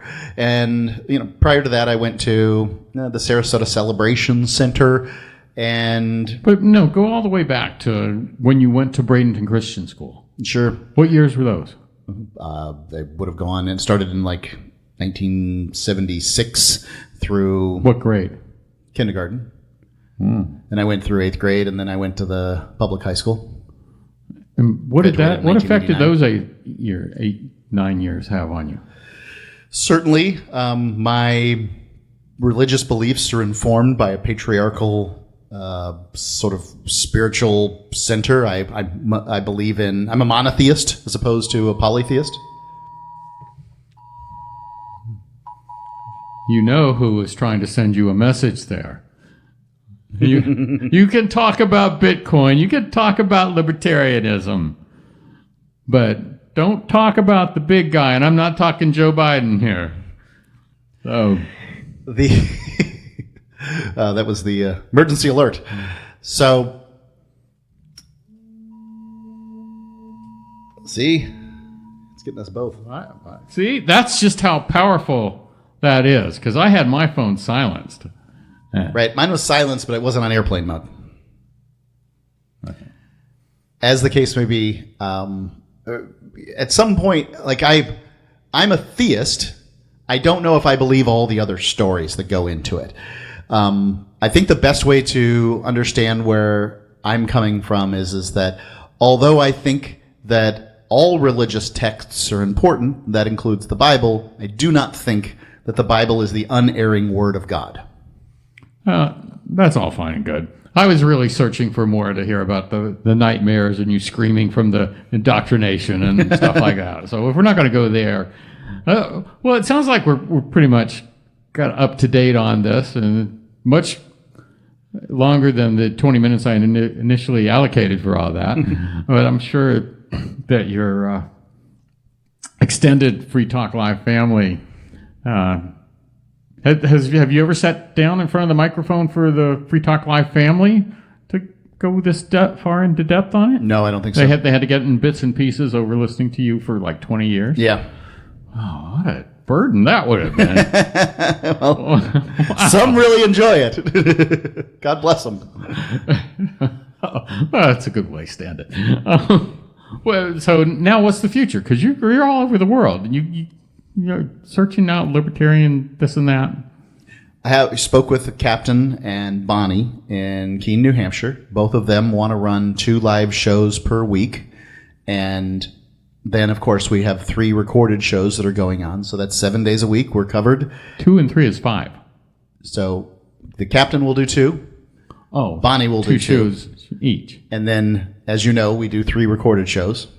I know. We only know about one that counts, but and that should cover us all 7 days a week, and we'll continue to do Free Talk Live.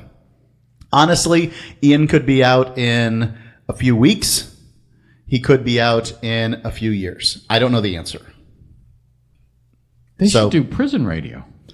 I think that the prison radio is the biggest problem. Ian has called in from jail before, but if the Bureau of Prisons believes that Ian is not suffering, sufficiently suffering, they will put him in the media management unit, and they will manage his media at that point. Huh. And I thought he was going to be training people for radio. No. This is media management.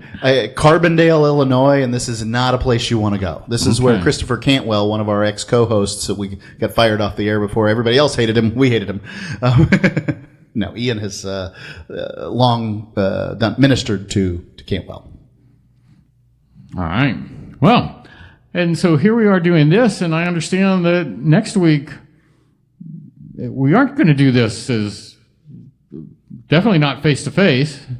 Right. I have to travel off to Europe for the long-awaited Liberty in Our Lifetime conference. If you go to, it's finally here. Yep, libertyinourlifetime.com, I think. You can look it up. And I think it's Lifetime Liberty also will get you there. Anyway, go look it up, and be at the convention. Say hi, like so many do. What city is it in? Prague, Czech Republic. Slovakia just elected a pro-Russia government. No, really? That's very interesting. Well, it's not a majority government, though, but the plurality, it's one of those European parliamentary things, divvy things up kind of systems. Not a good two-party system. Right. The parliamentary system allows for smaller parties, and it seems to have some, that seems to work for them. All right. Well, anything else you want to say before we move on to something else? No, thanks for asking those questions. I have never really been interviewed about Free Talk Live in that way. I imagine so. Anyway, well, we'd have some listener voicemail with the time we have left. Let's get a little bit in. So there was, by the way, I haven't even given out the voicemail. And 941-799-6033. You can leave a message there until we get more interesting ones. you might get heard on the air. When we play these back, we do have some new ones this week. And we also have a return engagement from Skeeter on the voicemail. Okay. But we have someone that I can only call Anon. And that's because for some reason this person didn't leave their name on the voicemail. All three of them he left. So let me go. Which one do I want to do first here? Well, I'm certainly interested in Anon at this point. I wonder whether I can identify him. So, some of the people that leave the voicemails are a little bit grumpy. Well, I guess we'll start this here. I'm looking at our clock, and we can always cut things short. But I believe we have this ready to play. Let's see if all these technical things are going to come together. This is in reverse order. This is the third one that Anon left, which was minutes around the closing, just minutes after the close of the last show. I believe that this person was probably listening live rather than on a podcast site. But let's see what he had to say. Well, not very well. Oh, wait a minute. Did you catch your error? How does a 20... Now, if you call the voicemail, it's my greeting there. It says, "Hey, thanks for calling Reigns and Edge. Let us know how we're doing." Leave a message, something like that. But it's let us know how we're doing. And so that's what this very first short phrase from Anon is saying. Well, not very well. Did you catch your error? How does a 20-year broadcast professional not remember his own phone number? All right. Well, so you might. Now, what is he worried about? Talking about here. So I actually isolated this that he is referring to. And let's hear what it is that I did that he felt motivated. It was you. Motivated to call for the third time. Yes, I'm the 20-year professional that he's referring to. Because it's both of us, would have. Well, that's debatable on my part, but we both started 20 years ago. Hi, well, thank you all for listening. Remember the voicemail, let us know how we're doing, 941-799-6099. That's it. Reigns and Edge on the Free Talk Live Network. Anon, yeah, you caught me. How does a 20-year professional forget his phone number? Well, I didn't forget my phone number, but I did forget the voicemail number.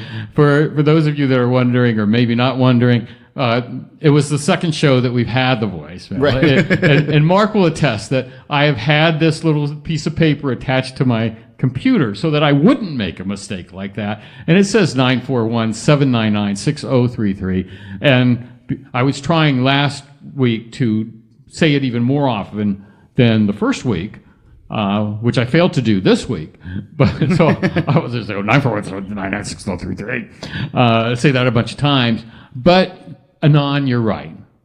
I should be more professional. I shouldn't just take it for granted that as I'm going to sign off that I'm remembering it correctly. I should look at the paper that I did. And I appreciate you, Anon, for pointing this out to me and making me a better 20-year and 1 week professional at this. Now, this is David in New Mexico. So you can call him David if you want. David's the only person I've ever heard of who's been arrested for calling radio programs. Well, thank you all for listening. Remember thank you all for listening. Let's go. Well, we're going to have to hold the rest of them for other side of the break. We've got a return visit from Skeeter. We'll get through it. We're not going to dwell on this like we did Mark's life story. But we do have lots of other things to talk about that we probably won't get to either, but some of the more relevant ones, since we were talking about the history of Free Talk Live in the short history of Reigns and Edge, we have taken opposition. He's out to get us. Richest man in the world, or one of the top 2 or 3. Elon Musk is trying to crush Reigns and Edge. We're going to tell you about that on the other side of the break. Listen to Reigns and Edge on the Free Talk Live Network.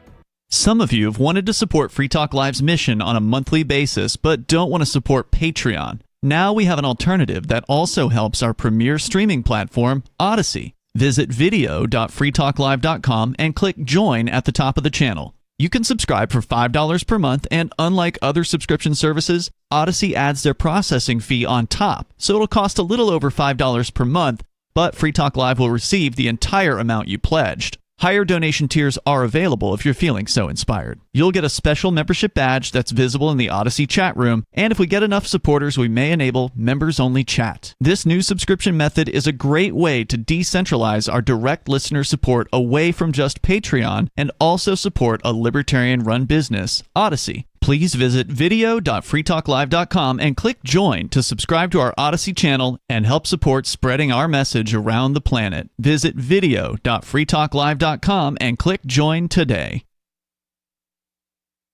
From Feature Story News in Washington, I'm Ben Chihaya. Israel's expected to launch a ground offensive in the coming hours after it ordered more than 1 million Palestinians living in northern Gaza to evacuate in the next 24 hours. 300,000 Israeli troops have amassed on its borders, positioning tanks that could roll into the Palestinian territory, a week after the Gaza-based Hamas group killed more than 1,300 Israelis. Sarah Coates been following developments closely from Tel Aviv. I've just seen live images there of people fleeing from northern Gaza into the south. We're talking about people in cars with mattresses tied to their roofs. There are donkeys and carts with entire families in them, people even using bulldozers with their belongings in the tray in the front. So, look, it is certainly a horrendous situation. Hamas put out a statement on its Telegram channel telling people not to leave northern Gaza, saying that Israel is conducting psychological warfare. The Israeli military, meanwhile, has already carried out a limited raid into the Gaza Strip to try to rescue hostages held by Hamas. As many as 150 people were abducted by the terrorists last Saturday. The United Nations, though, is urging Israel to rescind its plans, warning of a massive loss of civilian life if a military incursion goes ahead. Simon Marks reports. With the Israeli ground invasion of Gaza now possibly just hours away, the demand the Israeli government is making has led to fury at the United Nations.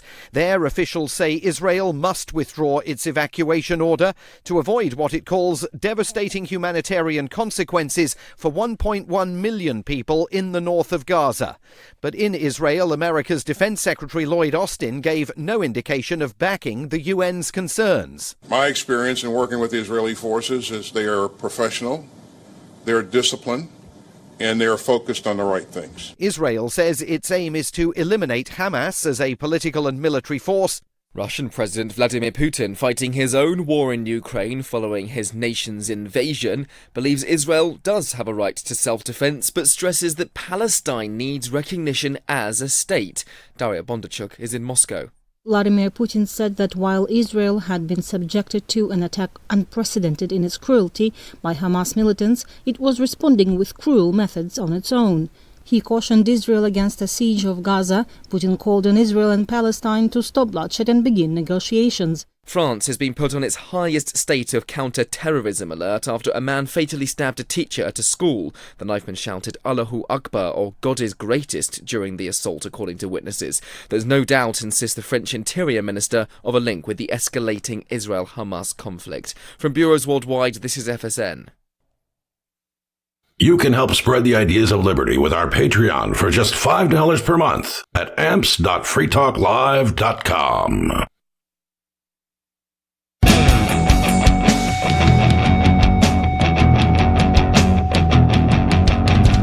It's Rains and Edge on the Free Talk Live Network. I'm Henry Rains. And I'm Mark Edge.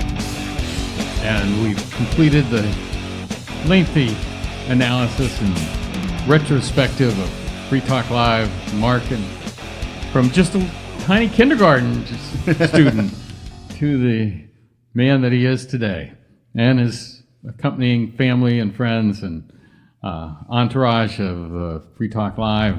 But entourage isn't fair because they're all contributors, and I couldn't even begin to name all the people that are involved in the production of this. And I really couldn't begin to name the voicemailer that was leaving us stuff, because I just called him short for anonymous. I can certainly name him. Yes, I know you have a special fondness for so many of your callers that they're carved like the bark of a tree. They're just there on your heart, on the cold bark of your heart. Their initials are there, their names are there, and they will each and every one of them. Yeah. When you forget your family, the synapses deep in your brain will still be firing in that dementia-riddled old age of no. It's not going to be like that. You're going to be, all that exercise is going to pay off, all the burpees. If there's one name that I'll be able to remember, it's David Olson. All right. Well, as I said, Anon. Because why not? That's what you've been calling him all week while you've been editing his stuff, right? Right. Well, when he wants to be named in the voicemail, he will name himself. Okay. And now this is interesting because, much like the Marvel universe, the Reigns and Edge universe is now having crossovers on the voicemail. So Anon is going to interact with the voicemail of Skeeter from last week. Okay. This was the second. We were doing reverse order. We played the third. So this was the second time he called with a voicemail. And I by the timestamps, I believe he was calling in real time as he listened to the show last Friday. But let's see what he had to say on this one. But it is, Skeeter, if you're listening, you've got a compatriot. Yeah, I heard Skeeter's call. And I heard you play his recording, and I heard him live on the Free Talk Live call that he made when he referenced Captain Narcissist. And Skeeter is entirely correct, and Captain Narcissist. Now, I would like to point out that Skeeter had, and I'm even going to pull this up here because I want to make sure I give him proper credit, Skeeter. Because if you remember, if you were listening last week, I said that Skeeter made a good point. I'm not going to play the voicemail again. He wasn't that good. But it was about the Supreme Court decision and why you can secede, or whatever the issue was about secession, which I thought they were actually going to talk about, what we were talking about at first on that. Then I realized it was about one of the other shows. Who's on Saturday night? On the Captain Kickass, Peakless Mountaineer, and... Who's Captain Narcissist? That'd be Captain Kickass, yeah. Well, I've only known him as Captain Kickass. Well... Is that his middle name? Yeah. Captain Narcissist Kickass? It is a long... or is that his given name at the end? That's... A lot of radio people don't want to use the real Captain's last a title, name. right? Yeah. Anyway, Skeeter had the... expository, that sounds like suppository, the exposition about Texas v. White and secession and why the Supreme Court had decided. And I want to point out that I, without playing everything and reading everything again, I said, Skeeter made a good point. Et al. Are entirely wrong regarding Skeeter's legal allegations. All right. Well, then there's another 10 seconds there where he validates Skeeter some more. But I think it's interesting, not the voicemail, but I think it's interesting that we're like the Court of Appeals, or maybe I am like the judge.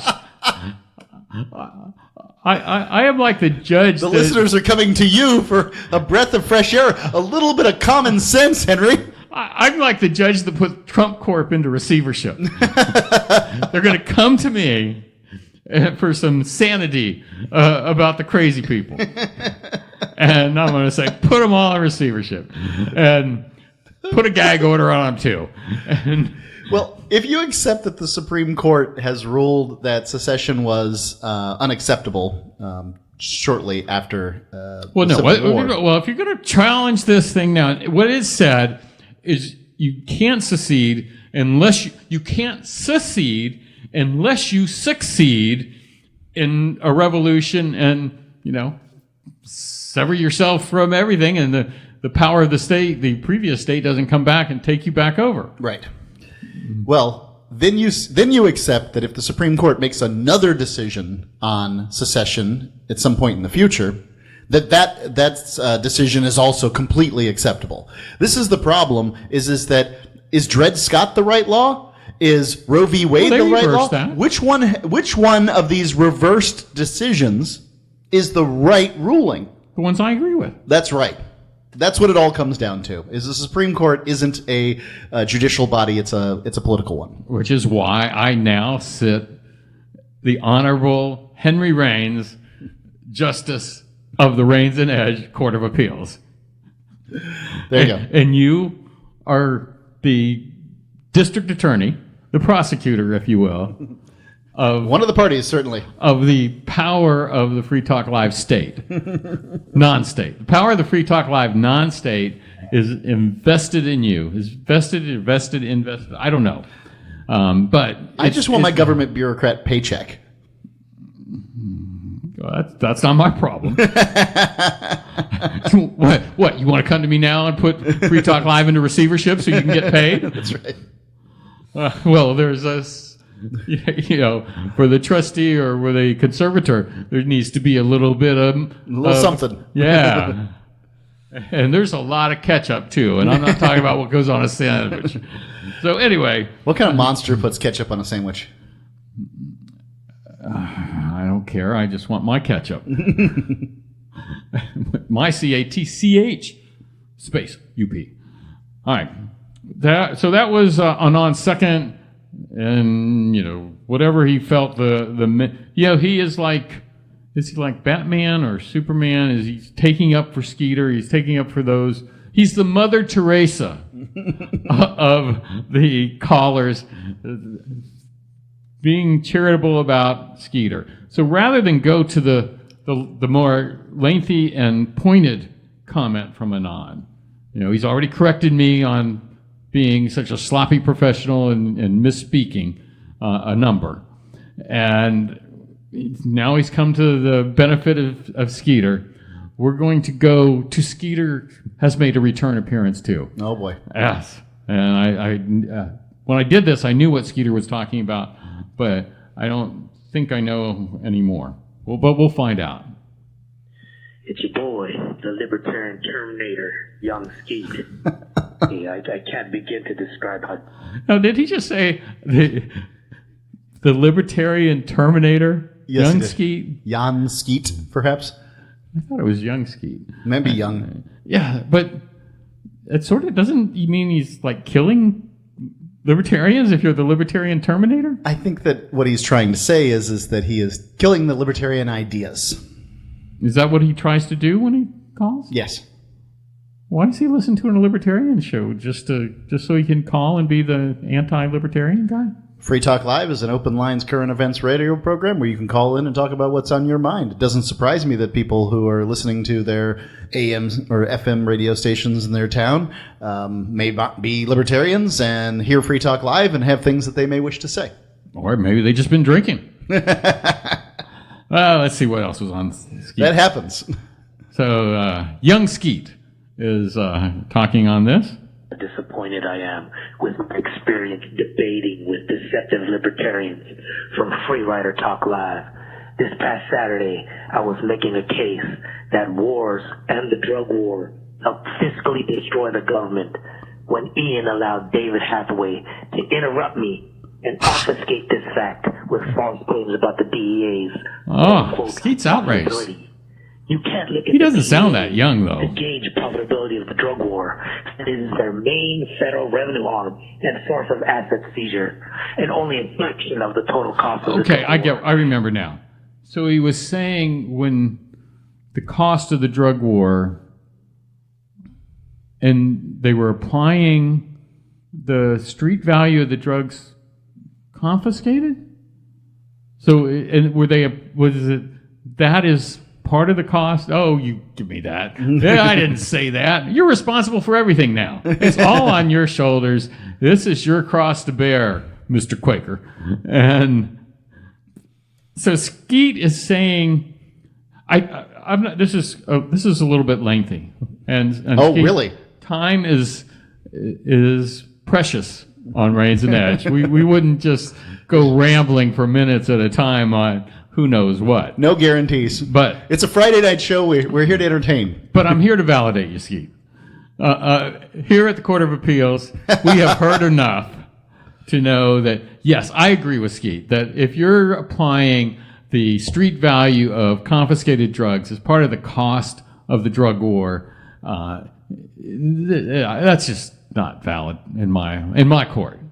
So, well, if you were to talk about what burglary costs society, you would certainly talk about the things that were stolen, and you would have to value them in some way. So you'd probably pick the retail value. Yes, but if you're talking to the street value of drugs, that's just sort of a made-up number in most cases. People make it up and pay. But you can follow a burglary. Something was purchased at some time, or unless it's an appreciative asset, and then, or perhaps you could be like Donald Trump and that's how you evaluate your personal property. Well, so I don't know. I'll agree with you. The drugs are sort of like Schrodinger's cat when it comes to value. On one hand, you'll pay whatever you pay for the drugs to get them. On the other hand, if they get taken by the police, you're certainly not going to go and try to get them back. So they're worth zero at that point. They're either worth whatever you paid for them. There have been incidences where people have tried to get them back. It did not work out well. Unwise people, yes. Yeah. But so Skeet, this is you call yourself Young Skeet. You sound like old Skeet to me. A lot of them are sounding like grumpy old callers. But maybe it's just you have you smoked a lot in your youth and your voice is a little rough now. Maybe he thinks he's young compared to AM listeners. Could be, but Skeet, on this point, I have ruled again in your favor. As with Texas v. White, as with cost of the drug war, Skeet is 2-0 in the courts of appeals. I've said on the air to something to the extent that there's no one that I hate to agree with more than Skeet. All right, and finally, let's see if I can get to the last, which is actually the first. I think that's a Bible verse. The last will be first will be last. I'll take your word for it. We are here on this one. We're going to go with Anon. This was the very first thing that moved him to call the voicemail line, 941-799-6033. By the way, I put the voicemail in the description. I think that was Jeremy's suggestion on the segments on the podcast that we actually had voice. I didn't put them on all of them because that seemed like a little over the top. That like we really might want that many people to call. We only got 3 hours here. So this one, we had just come back off a top of the hour, and prior to the top of the hour, I was making the point with you about how different people. Well, first of all, in the previous segment, we had talked about you wanted less people to vote. Fewer. I said I wanted, lesser people to vote. No, you wanted more people. Greater people to vote. Greater people to vote, but fewer of them. And I said I wanted more people to vote. And then when we came back, I thought I would read this poignant memory from Robert Reich. He was Labor Secretary for President Clinton, I believe, and he's had some other. And, he gets paid to be an expert on different cable news now, and he's got a Substack. And it was all about him being very short in school and having to be protected, and you'd have an upperclassman protect him.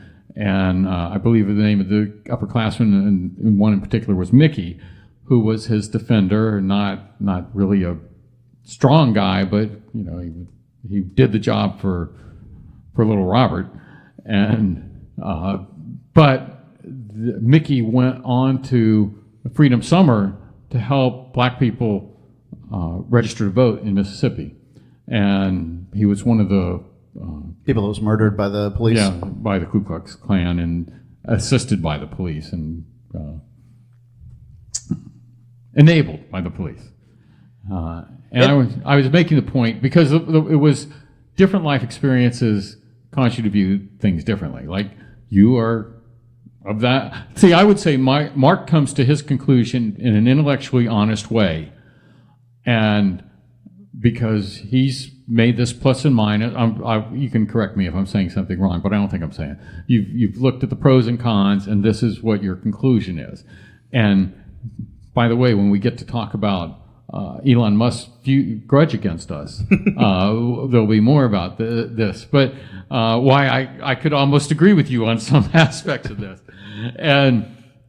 But I come from a period of time where it was common to murder people to keep them from registering to vote, much less voting. And so I was trying to do it without just me saying, well, I sat around the dinner table and I heard people say nasty things.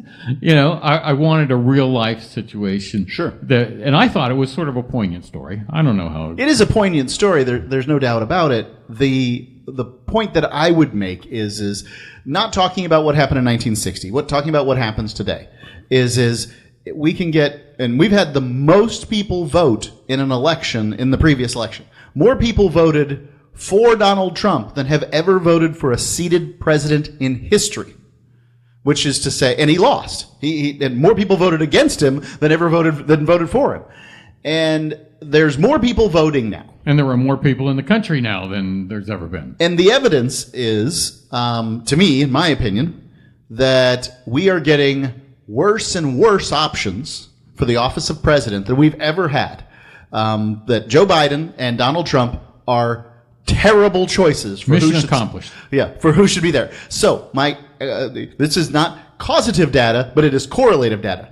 As we get more people voting, we get closer and closer to the archetype that is the Idiocracy.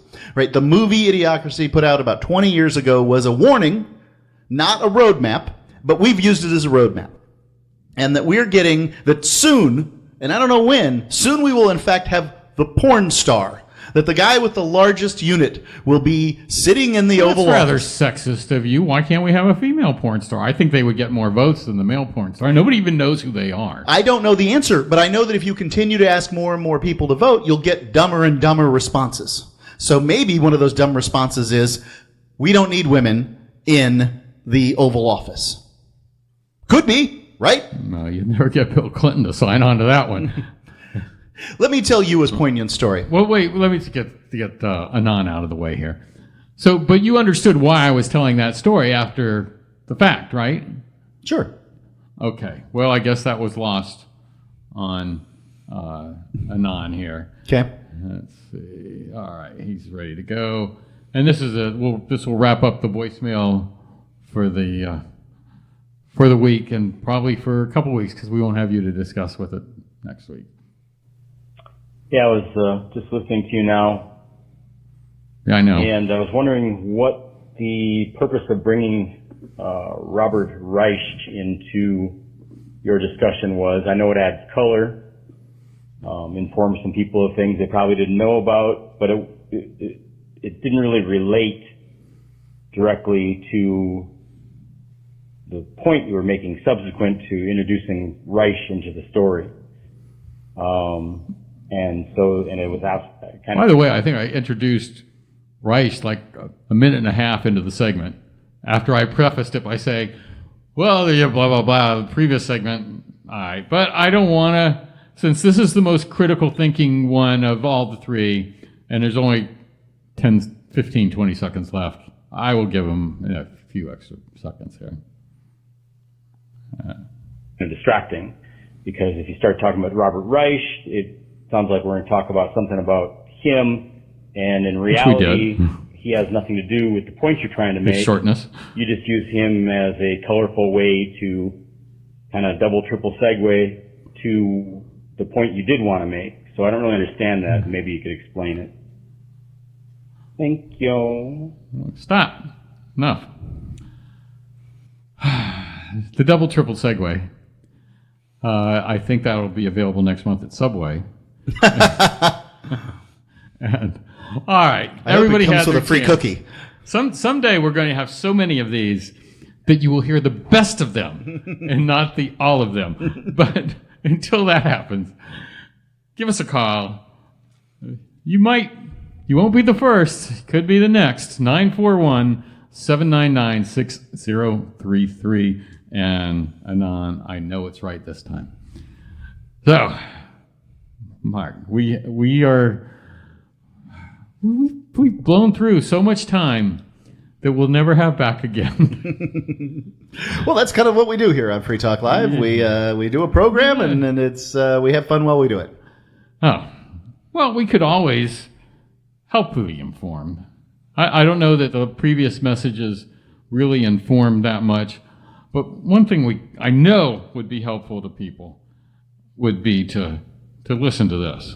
This hour of Free Talk Live is brought to you by Dash Digital Cash. Dash is the cryptocurrency designed to be used for spending. Rising fees have made Bitcoin useless for purchases, but Dash continues to have fees less than 1 cent per transaction and has implemented really cool features to ensure it is undefeated as the most useful cryptocurrency in the marketplace. From a technical standpoint, Dash transactions are irreversible and its network is protected from 51% attacks by their chain locks technology.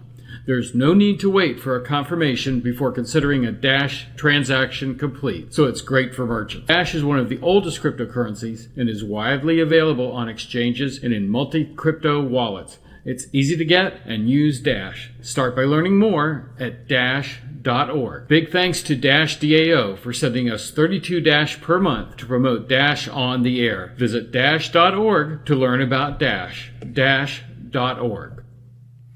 Mark, that's what we didn't talk about in the fast retrospective we recorded just now. When did Dash become part of the Free Talk Live family? So during what I would call the run-up that surrounded the second-gen altcoins, so, when they all sort of, when everybody got excited about... Second-generation altcoins. Yeah.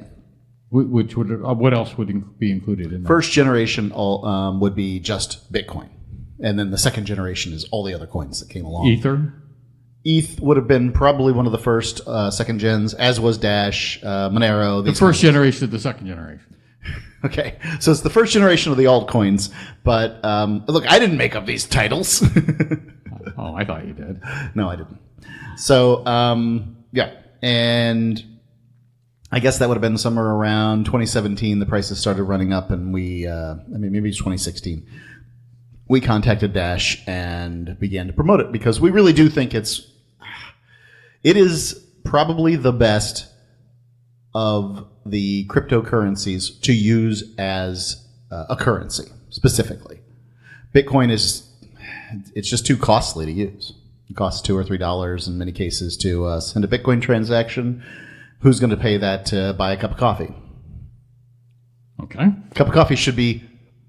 Well, it should be $1.50, but it's probably going to cost you $2.50. You're not going to pay $2.50 to send the transaction for $2.50. Well, it all costs time, and we've pretty much used up this segment. Promised a lot to cover at the beginning of this show, and I don't know if we're going to do that. We will take up the Elon Musk vendetta against Reigns and Edge, but we might hit immigrants take a stand against immigration. 60% of Americans think a third political party is needed. Maybe we'll talk about Robert F. Kennedy Jr., or we might even talk about gay sex between animals, which will probably get us banned off other platforms too. You're listening to Reigns and Edge on Free Talk Live Network.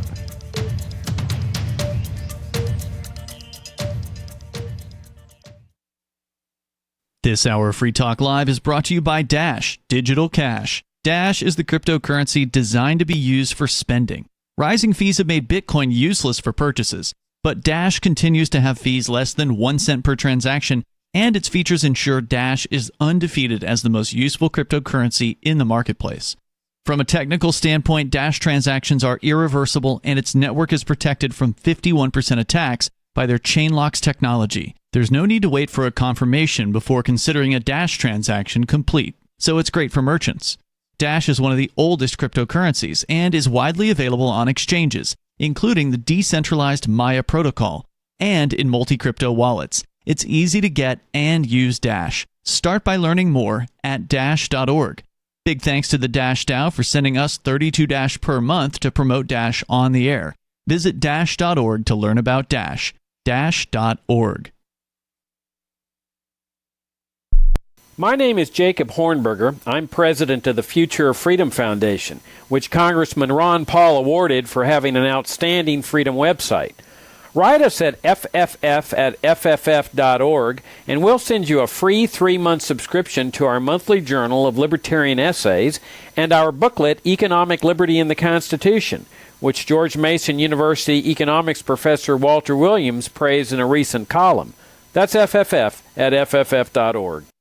What if you want to hear the latest episode of Free Talk Live, but all you have is your phone, you forgot to download our archive, and you have no data connection? You can call our Listen line at 641-793-0191. That's a long-distance number, so you may incur charges. If not, listen as long as you want. 641-793-0191. The Free Talk Live Listen line, 641-793-0191. The latest episode of Free Talk Live continues with Hour 3 up next after the news here at listen.freetalklive.com. From Feature Story News in Washington, I'm Ben Chihaya. Israel's expected to launch a ground offensive in the coming hours after it ordered more than 1 million Palestinians living in northern Gaza to evacuate in the next 24 hours. 300,000 Israeli troops have amassed on its borders, positioning tanks that could roll into the Palestinian territory, a week after the Gaza-based Hamas group killed more than 1,300 Israelis. Sarah Coates been following developments closely from Tel Aviv. I've just seen live images there of people fleeing from northern Gaza into the south. We're talking about people in cars with mattresses tied to their roofs. There are donkeys and carts with entire families in them, people even using bulldozers with their belongings in the tray in the front. So, look, it is certainly a horrendous situation. Hamas put out a statement on its Telegram channel telling people not to leave northern Gaza, saying that Israel is conducting psychological warfare. The Israeli military, meanwhile, has already carried out a limited raid into the Gaza Strip to try to rescue hostages held by Hamas. As many as 150 people were abducted by the terrorists last Saturday. The United Nations, though, is urging Israel to rescind its plans, warning of a massive loss of civilian life if a military incursion goes ahead. Simon Marks reports. With the Israeli ground invasion of Gaza now possibly just hours away, the demand the Israeli government is making has led to fury at the United Nations. Their officials say Israel must withdraw its evacuation order to avoid what it calls devastating humanitarian consequences for 1.1 million people in the north of Gaza. But in Israel, America's Defense Secretary Lloyd Austin gave no indication of backing the UN's concerns. My experience in working with the Israeli forces is they are professional. They're disciplined, and they're focused on the right things. Israel says its aim is to eliminate Hamas as a political and military force. Russian President Vladimir Putin, fighting his own war in Ukraine following his nation's invasion, believes Israel does have a right to self-defense, but stresses that Palestine needs recognition as a state. Daria Bondarchuk is in Moscow. Vladimir Putin said that while Israel had been subjected to an attack unprecedented in its cruelty by Hamas militants, it was responding with cruel methods on its own. He cautioned Israel against a siege of Gaza. Putin called on Israel and Palestine to stop bloodshed and begin negotiations. France has been put on its highest state of counter-terrorism alert after a man fatally stabbed a teacher at a school. The knifeman shouted Allahu Akbar, or God is greatest, during the assault, according to witnesses. There's no doubt, insists the French Interior Minister, of a link with the escalating Israel-Hamas conflict. From bureaus worldwide, this is FSN. With FSN Spotlight, I'm Simon Marks, looking today at the situation confronting civilians in Gaza as Israel insists its blockade of the territory will continue following last week's Hamas attacks on the country that left more than 1,200 people dead. Humanitarian and non-governmental organizations operating in Gaza say time is running out to establish a humanitarian corridor that would allow aid to flow in and perhaps permit some civilians to leave. There is no ability to get anything anything in or out of Gaza at the moment, and the consequences of that are absolutely devastating. Melanie Ward is Chief Executive of Medical Aid for Palestinians. Everything has to come in or out of Gaza through one or other of the exits, and so the fact that they are all sealed is absolutely catastrophic. The power plant in Gaza shut down at 12 o'clock yesterday.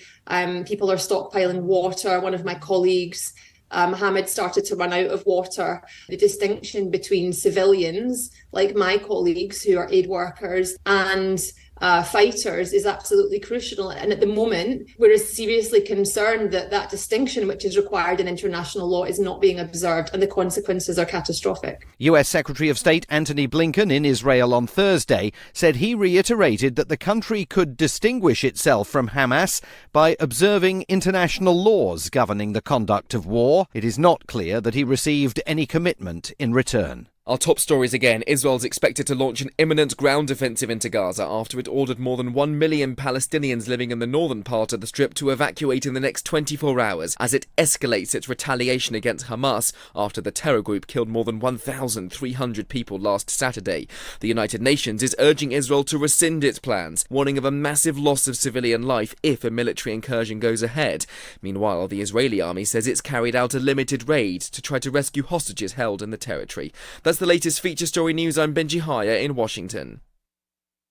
Publicists everywhere agreed this week that the nation's celebrities are in dire need of more fame, stressing that all 6 billion of the world's populace should know every U.S. celebrity by name and face by now. Publicists are calling for an emergency influx of buzz, heat, press, and word of mouth to be administered to the nation's celebrities immediately in order to prevent crucial fame levels from becoming dangerously low.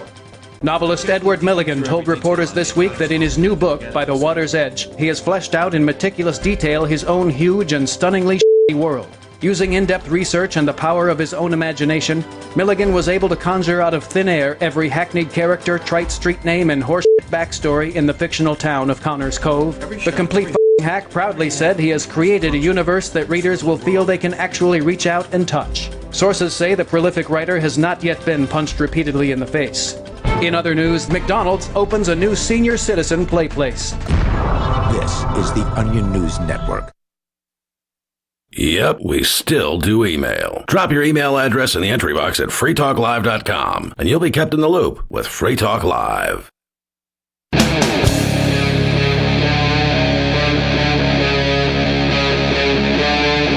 Free Talk Live.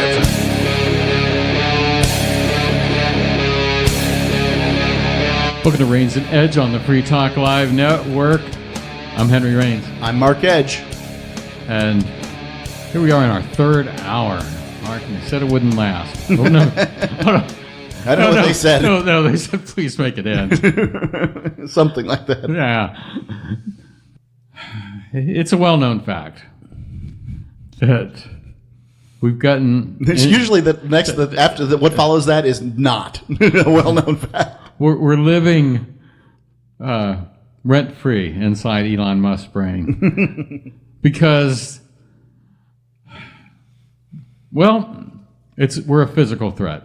You're a physical threat. You've challenged him to a real cage match, not some Mark Zuckerberg promotional cage match. Real cage match. Hashtag real cage fight. Or real cage. I can't even remember which hashtag. Use both. We're a financial threat. We must be. I'll explain that in just a moment. Okay. And we're an existential threat. To being? To Elon Musk and ex-Twitter, even though we are using it to get inside his head.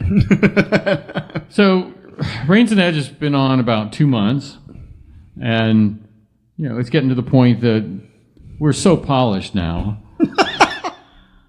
that we need to reach a broader audience.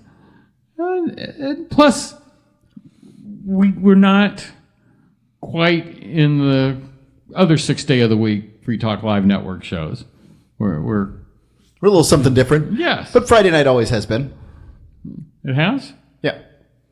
The Friday show we would justify on Free Talk Live. My Friday nights are pretty much all the same. We would justify sort of, if there's a crazy loony story, we'd put it on Fridays. Our thought process being that the Friday show was, if people are listening, they're listening going to the club, going to a bar, going out with friends, or they're however they're listening, Friday night is just a little more fancy. Yeah, if I was going out to the bar, this is what I'd be tuning on for my friends. But of course, that would be me playing my own voice for my friends. And your voice, too. Elon Musk is where we were at. So we that was the background. It was a little bit of a hassle. We get the blue check mark, or at least at Henry Rains Show is the handle, but I think it says Rains and Edge now when you go to the profile page of X Twitter. And then even the whole rent-free in his brain, after we started calling it X Twitter, he started calling it himself X Twitter, which is really, for such a brilliant... You'd think we would have gotten credit for that. Well, for such a supposedly brilliant marketer and innovator and, master of the marketplace, you would think that he wouldn't call something that he's trying to brand X Twitter and remind everybody that it's the new Coke that we don't want you to remember as the new Coke as the old Coke, but we don't know what we are anymore. I have a question about X Twitter that maybe you can answer. How do you get to X? What is the URL that you type in to get to X? Better yet, have you looked? Is this trick question for me? It's not a trick question. Well, because I've looked at this. Okay. But since you got your phone there, right? Yeah. Let's do it. Let's do a live on the air attempt. Go to your search engine and just put X. Put X Twitter. Put X Twitter in the search engine. Okay. All right. Go into and I will do this too on Chrome too. So search engine, or do you want me to? Well, I am going to put it in the address bar of a Chrome tab. Okay. So I'm going to put. So you're going to do that, and I'm going to go to a just a search page, right? All right. And I type in X Twitter. Yeah. And what I get is Twitter.com. Okay, and I've got X Twitter. And I search, and it says Twitter.com. Yep. Okay, let's try.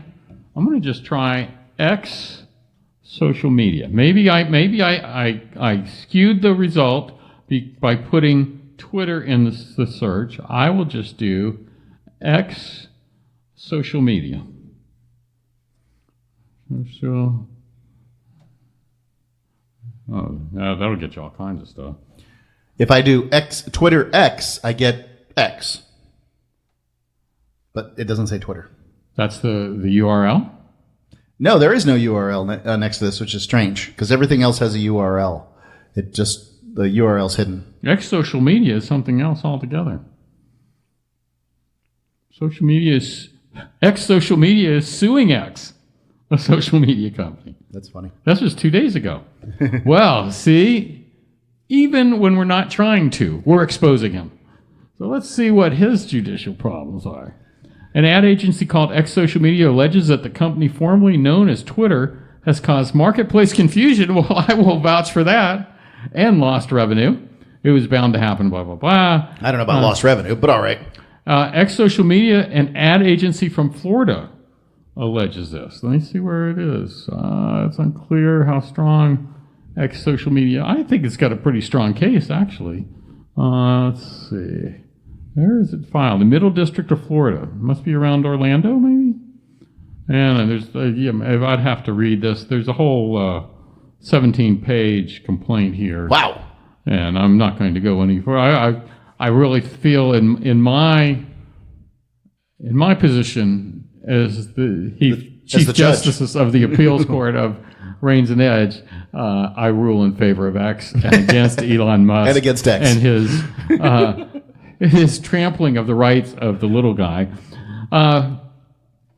So anyway, finally got the blue check mark. I told you about that when it happened, so that we could use the boosting power, the ad platform with built in. And actually, if you go to that, it's still all Twitter over there too. Do the campaigns. So I also did that with Facebook this last week. And with Facebook, I had already done similar boosts for the Suncoast Pro Wrestling is my old wrestling company, and I boosted some of the videos there in the past, not recently. But it worked very well. I think one of my main videos got like 20,000 views when I did that. And I've done it for some Henry Rain show in the past.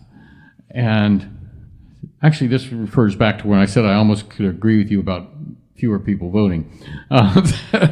So, I opened up the wallet, I got to say. And you opened your wallet. It's an amazing thing. I didn't ask you for a dime. I opened it up, put down $10, 10 whole dollars on Facebook, and moth-eaten 10 pulled out of the wallet. Well, no, it's actually comes off a digital account. I mean, it's Visa, but it's real money. Yeah. As real as fiat dollars get. It's real enough. It got me $10 of promotion on Facebook. It did. God, it's going to make you log in. I'm not going to do that. But it was a 2-day promotion. Mark Zuckerberg, for all his other faults, is not scared. He is willing to take Moa's $10 because he is a businessman. He's a real businessman. He isn't one of these narcissistic self-promoters. I mean, really, we think about it. Mark Zuckerberg doesn't do a whole lot of self-promotion, and Mark Zuckerberg. I don't know. I don't think I've ever seen him tweet. Well, indeed, I haven't. But so we got I don't know, for $10 we got hundreds of impressions. We got like 190 engagements. That's not a bad. You used to sell advertising, from what I've heard, and $10 to get clicks and whatever. That's anything that you can spend $10 on. I mean, any advertising that works for $10 is special. Well, I know when we did Google Ads at at the medical practice that I managed, and this was like 2017, 2015, in that area. You basically got charged about $6 for every click.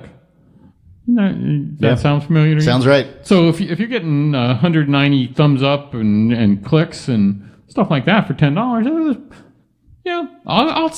I speak the truth until it pays me not to. And nothing is paying me to not speak the truth now. And I'm willing to say, Mark Zuckerberg, you gave me a good deal. You got real $10 from me, but you gave. So now, Elon Musk last week, $10? No, $20. I was going to do a $20 campaign on X Twitter because I figured, there's like 1,000 followers to start with. That's more than the Facebook page for us. That's where we got our sort of presence already. Oh, you got a big presence there. Okay. That's why I always tag you I tag you and the Free Talk Live in there every time I tweet. All right. And so I make it up. I target it. Everything looks good to go. And I picked one episode from last week. It was segment 6, and that was about the book banning in Florida. And same thing I did on Facebook. By the way, we got, 50 comments, 100 comments. It was a lot of comments, but half of the comments were all from one person.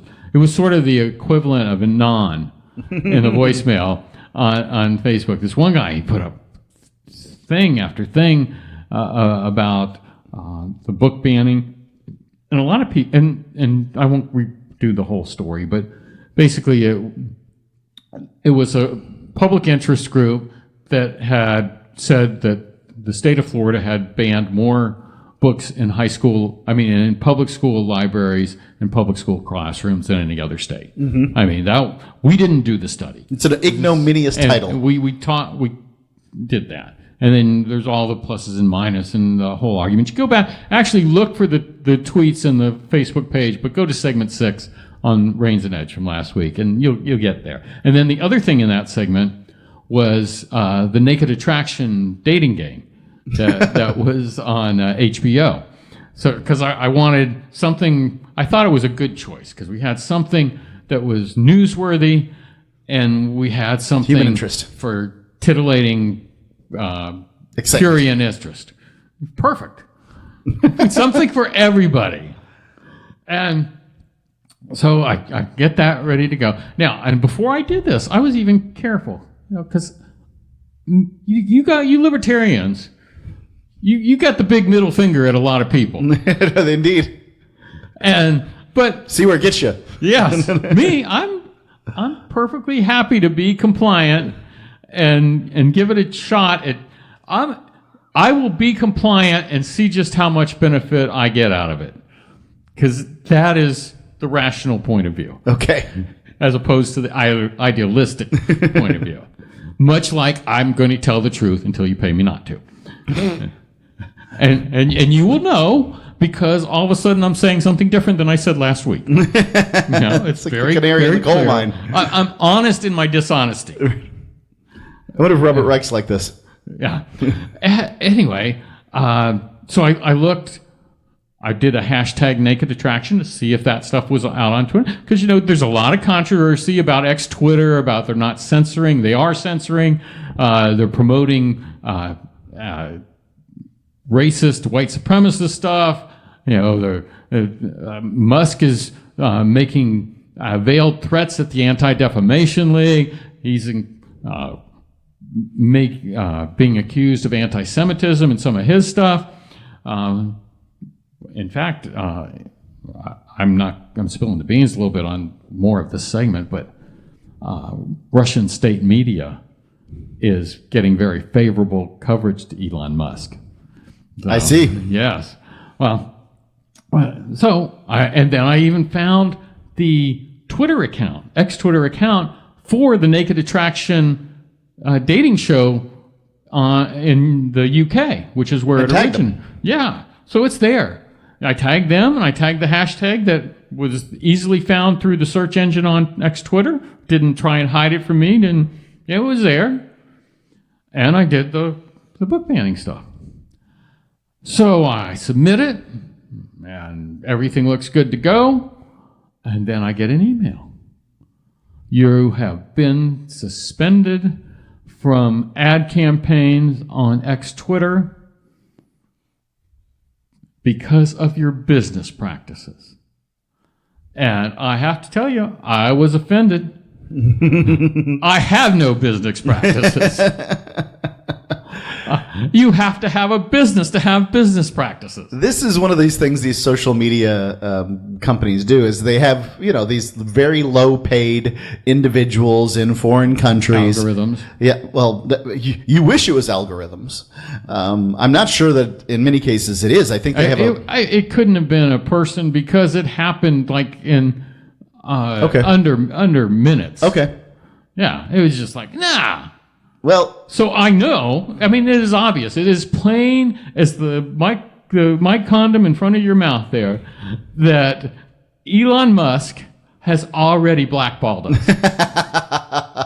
It is the only logical explanation about why, and they probably used the Naked Attraction as an excuse. I was peddling sexual businesses.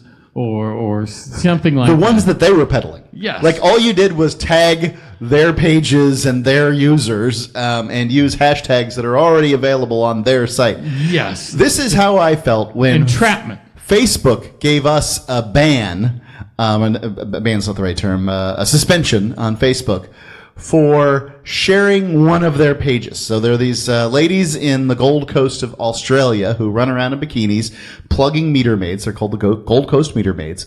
And they put money in meters, and the businesses pay them. Did you say plugging meter maids? Plugging meters. Oh. They plug the meters. They are meter maids. So they I thought you said plugging meter maids, and of course you got banned for that. That's an entirely different thing. They So anyway, the local businesses, the ice cream shops and the T-shirt businesses and all that stuff, they pay these ladies to, be hot and plug meters. And does that mean you're putting money in the meter? Yeah. So you're doing a public service? Well, if you call that a public service, sure. It keeps people from getting an offense, right? Yes. The businesses like it. The town likes it. Everybody likes it there. But we were sharing this page because they do it in bikinis, and we were just sort of showing that, hey, we were the climate's nice. Many of the activists were doing something similar in Keene, New Hampshire, but they were mad about it. And is it in the winter? The bikinis? No, they weren't doing it in the bikinis. Okay. The activists weren't mad. Well, the meter maids in Keene were mad because the activists were trying to be efficient. They were looking for the meter maids and then plugging the meters as the meter maids went around, and it was affecting the revenue. So the town was unhappy, the meter maids were unhappy, and all this kind of thing. Anyway, we shared this page, and we got a ban for sharing a Facebook page on Facebook. So that's exactly what happened to you. Did you grease the wheels for Mark Zuckerberg? No, I know grease occurred. Apparently, that was the problem. Yeah, well, it's obvious. Some things are just clear as day. and now, exhibit number 2. So we get the denial. We're suspended. Okay.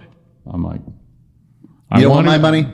No, that's not what I was thinking. I was thinking, I want to make sure when I come before the court of the Reins and Edge listeners that, because I'll be acting as prosecutor and judge at that time, so I don't want to have to recuse myself, so I want to be fair. Because if I recuse myself, we go nowhere. And And we were even talking, you and I, this is actual facts here. Everything is coming out of my mouth since the show has started. This is factual. But we had actually talked about doing a Twitter Spaces because the outrage of Elon Musk's vendetta against us, that we shut him down. So I said, let's do a Twitter Spaces. We're going to take this public right now.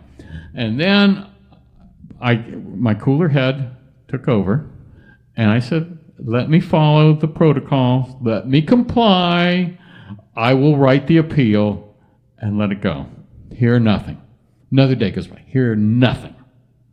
I'm starting to do the show prep. For those of you that don't know the show prep, it is over the top, too much show prep that I do that Mark never looks at.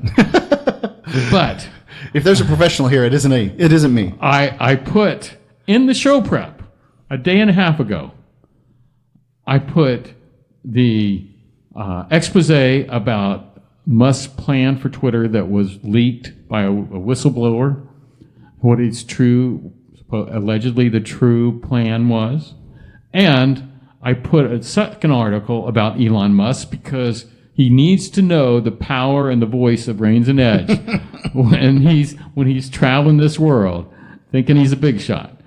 About the Russian media pumping him up and showing him favoritism and actually almost calling him an agent of the Russian state. Oh, God. Yes. Within hours, my email shows, you've been approved. We got approved. But, you can't take my $20 and buy me off. So we're still going to talk about this stuff. I already did my research, Elon. Yes. I didn't copy and paste all this stuff for nothing, Elon. You don't know who you're dealing with here. You think you know. But we'll get into that. Can you imagine the flurry of memos that must have gone on there at X Twitter over you? Do they do memos there? I'm sure. Emails? I thought he just has a neural implant on his favorite employees, and he just orders them. Give them a little shock. Well, of course, like I said, we're already on the algorithm in our own little subcode there about anything with Reins, Edge, Mark at one med. That's got to go straight to the top. Yes.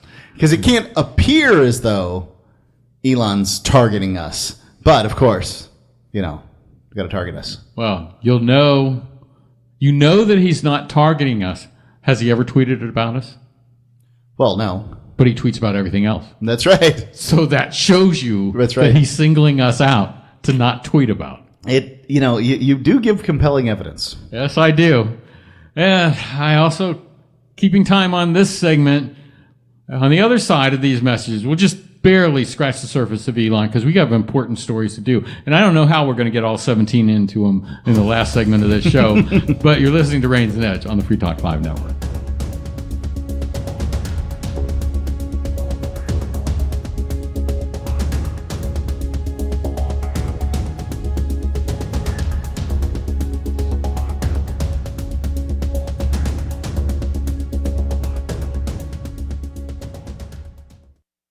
Yesterday, two groups of men shot at each other near Tabagram Base, where I am. Today, the soldiers are happy about some of the men dying and sad about other men dying. Sergeant First Class Aaron Tomlin is only sad about 4 of the dead people. It's a long, tough day here. We lost 4 good men. No, 27 men died. 4 American soldiers and 23 Taliban soldiers. You said that 4 soldiers die and it makes you sad. But you said when Taliban soldiers die, it does not make you sad. I asked Base Commander David Hawkins to make it make sense. The last thing we resort to is hurting anyone. But you have to understand, it's our job to keep the American people safe from our enemies. And sometimes that includes... So if you kill your enemies at your job, it is not sad. Well... What if I killed my enemy Ryan at my job? It would not be sad?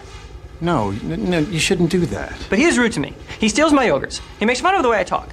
Look, only soldiers can kill without getting in trouble.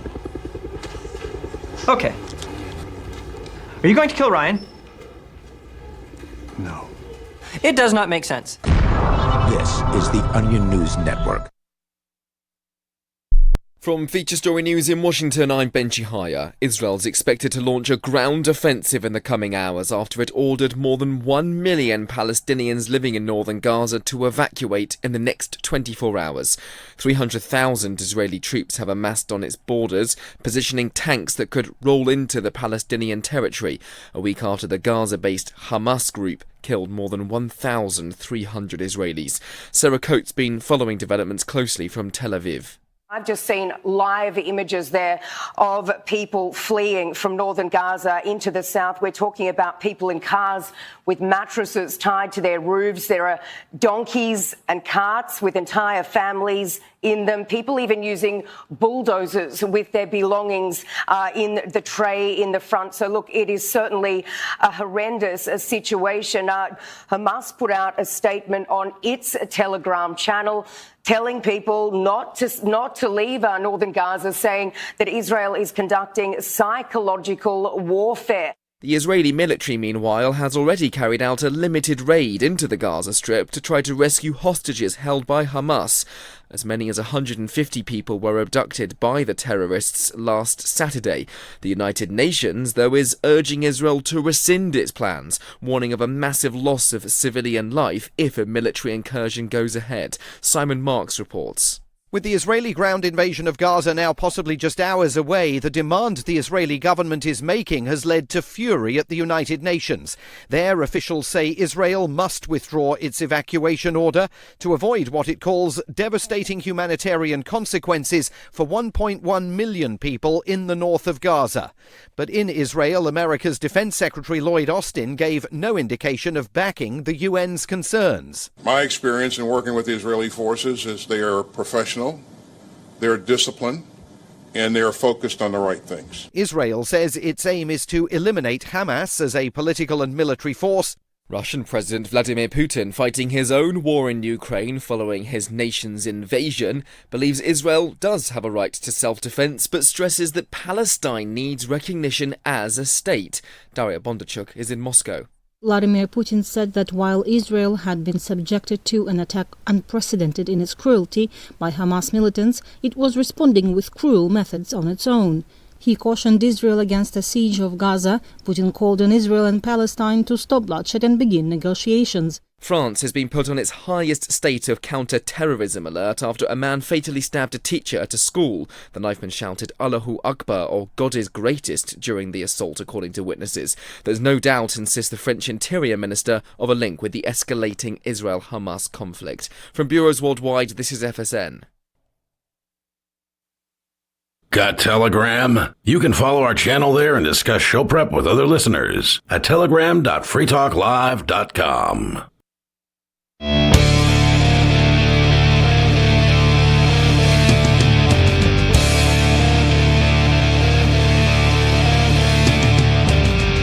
Rains and Edge on the Free Talk Live Network. I'm Henry Rains. I'm Mark Edge. Well, it's our final segment of the day, Mark. Pretty much exposed Elon Musk in the last, as far as how it concerns us. But there's a bigger Elon Musk than just the one that's obsessed with us. The part of him. You know, I realize, and we'll talk about this more when we have more time, but because there was a lot of stuff about Ukraine and in the news this week and other places, and I can be very Machiavellian in my thinking and very ruthless in my analysis of, I self-describe as a reluctant imperialist, which probably is another reason so many people associated with Free Talk Live say, what is that guy doing here? But I realize I can compartmentalize. I just, as long as I don't have to actually do the cruel acts, but I can compartmentalize the cruel acts and understand the logic. It's like a Darth Vader lives in me, but I keep him contained. The Force has surrounded the inner Darth. It hasn't, I don't think, on Elon Musk. On the day that the public records revealed that Elon Musk had become Twitter's biggest shareholder, an unknown sender texted the billionaire and recommended an article imploring him to acquire the social network outright. Now, we don't know that was what motivated him, but they're, like as you said, it's correlative. Correlative? Correlative. Really? You think so? Yeah, I think so. I thought I liked correlative. Okay, I like it. I mean, I'm for it. I mean, it rolls off the tongue better. It sounds like kitchenware, though. Correlative. Or it could just be like the old WordPerfect kind of word processing program. Corel. Anyway, Musk's purchase of Twitter, the 3,000-word anonymous article. Yeah, it's hard. 3,000 words, that's barely enough to... Nothing. Yeah. AI can generate that in no time at all now, but that was pre-AI, I guess. Anyway, it would amount to, this is in quotes, declaration of war against the globalist American empire. Let that roll around your head a little bit. Okay. So, declaration of war against the globalist American empire. So we have this South African. Well, isn't he? He is South African. I mean, he's probably a U.S. citizen now. Perhaps. Maybe he's got dual citizenship. Why would you Why would you want to be a U.S. citizen if you were Elon Musk? If you had that much money, you wouldn't want to be a U.S. citizen. The rich ones are trying to get rid of their citizenship. Okay. I don't think he's... I don't know. Well, I don't want to we don't speculate here. We deal in facts. Anyway, the senator text was offering Musk a playbook for the takeover and transformation of Twitter. The three texts were sent on at the anniversary of Musk's purchase approaches. The identity of the setter remains unknown. The three texts were sent on April 4th of 2022. In the 18 months, Twitter appears to have closely followed the roadmap, including the ongoing attacks against the Anti-Defamation League, as well as the series of actions that would be described as 4 steps. Blame the platform for its users. Coordinated pressure campaign. That was step 2. 3, exodus of the blue checks. Deplatforming. Anyway, let's see. The redacted documents were unearthed by the Chancery Daily, an independent legal publication covering proceedings before the Delaware Court of Chancery. That's how it got, I guess it's in discovery. The wording of the text matches the subtitles of the article, The Battle of the Century. Here's what happens if Elon Musk buys Twitter. Anyway, it comes down to, although no byline, the pseudonym is Moxie Russo. Russo, Russia. Just saying. Anyway, the site's run by a far-right blogger. That's where it was published, not the Chancery that discovered it after the discovery. By far-right blogger Darren Beatty, a former Trump White House speechwriter who was fired in 2018 for having spoken on a panel alongside white nationalists. After the January 6, 2021 attack on the Capitol, Beatty promoted the claim that FBI had planted agents in the crowd who incited it to storm the building. And we're not going to have time to go through all of this, but maybe we'll get to this. We won't just let things lie. We'll we'll find more out about this because I want to get to the. Anyway, it all links Elon Musk to the support of white supremacists. Why he's, well, it's maybe some speculation about why there's so much more white supremacy on the site now and things like that. Well, I could speculate on that. I mean, everybody will shut down white supremacy talk, and there's different sort of degrees of it. It's to the most mild thing of pointing out that, hey, the bell curve, this book from, the 90s mentions that IQs are different than, in this group than that group. Well, that's one thing and relatively mild to, hey, let's burn crosses in people's yards. And, most of the social media says nothing, zero. Whereas Musk takes it much more case by case. Is this Nazi talk or is it not? And, goes from there. By the way, he's a U.S. citizen. No. You're fast on the research there? Well, I've had it for a while now at this point. Even faster. The article also expressed sympathy for the Russian government-controlled news outlets Russia Today and Sputnik, saying they've been unfairly canceled after Russia invaded Ukraine. Yeah, I did think that the Russian canceling, let's not buy vodka because Russia invaded Ukraine, sounded dumb to me. There's lots of good reasons not to buy vodka. That's not one of them. I used to use Russia Today for sources back in the mid-aughts of 2000, but I have seen them progressively go more propaganda style than Al Jazeera has. If you're not dealing with something that affects the government of Qatar, where it's based, Qatar, it's good media. Yeah, and WION out of India. If you don't deal with something that has to do with Hindu nationalism, you get pretty good global news there. But you can see things start to go in just like a relentless, there's propaganda and then there's like subtle propaganda. And they've gone from subtle propaganda to just hitting you over the head on it. There was a site called Vineyard of the Saker, S-A-K-E-R. People can go look it up if they want. Around 2014, I would like to go to that site, and it was obviously someone who had experience as either Russian citizen or Russian resident or something, and they were in the U.S. They were writing from the U.S., so they didn't make a secret of that. And it was a very good place to get the opposing side of view when, I don't think it's going out on a limb to say that we sponsored the coup. The American Empire, the Western empires, were promoted the coup. Sponsored is probably the bad word too. Supported the electoral coup and the actual coup against the elected governor of Ukraine that was allied with Russia. Around 2014, I think, is when that happened. And it was a good place to get some of the background on the different players and stuff like that. It was subtle propaganda.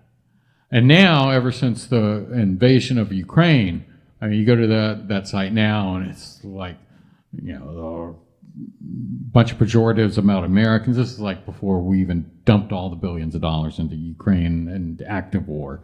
But just, and there's, like Pepe Escobar is a writer that I like to use who is pro-Russia, but I used to like to read his stuff. And then it just got, way over, like when they had the initial invasion and you didn't know who was going to come out on top. And, right. And I think I told my accountant when he asked me how I thought I was going, I said, we'll fight to the last Ukrainian.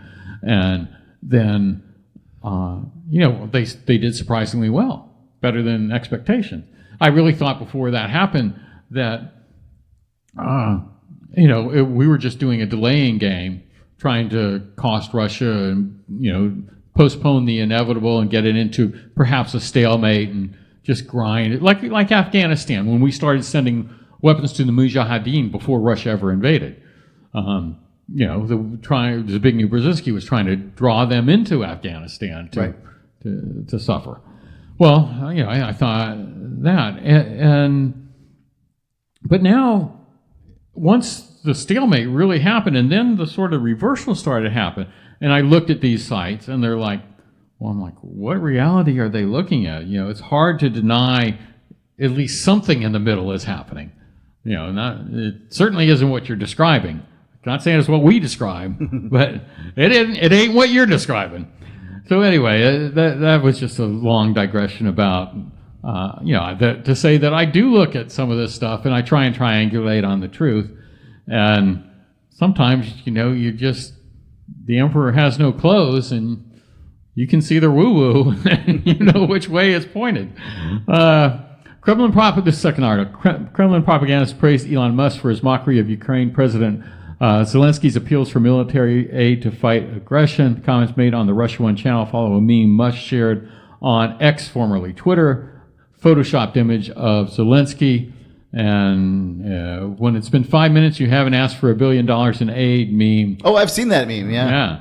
And anyway, it goes on, and there's some other different multiple quotes here of people favorable, sort of like how they talk about Tucker Carlson over there.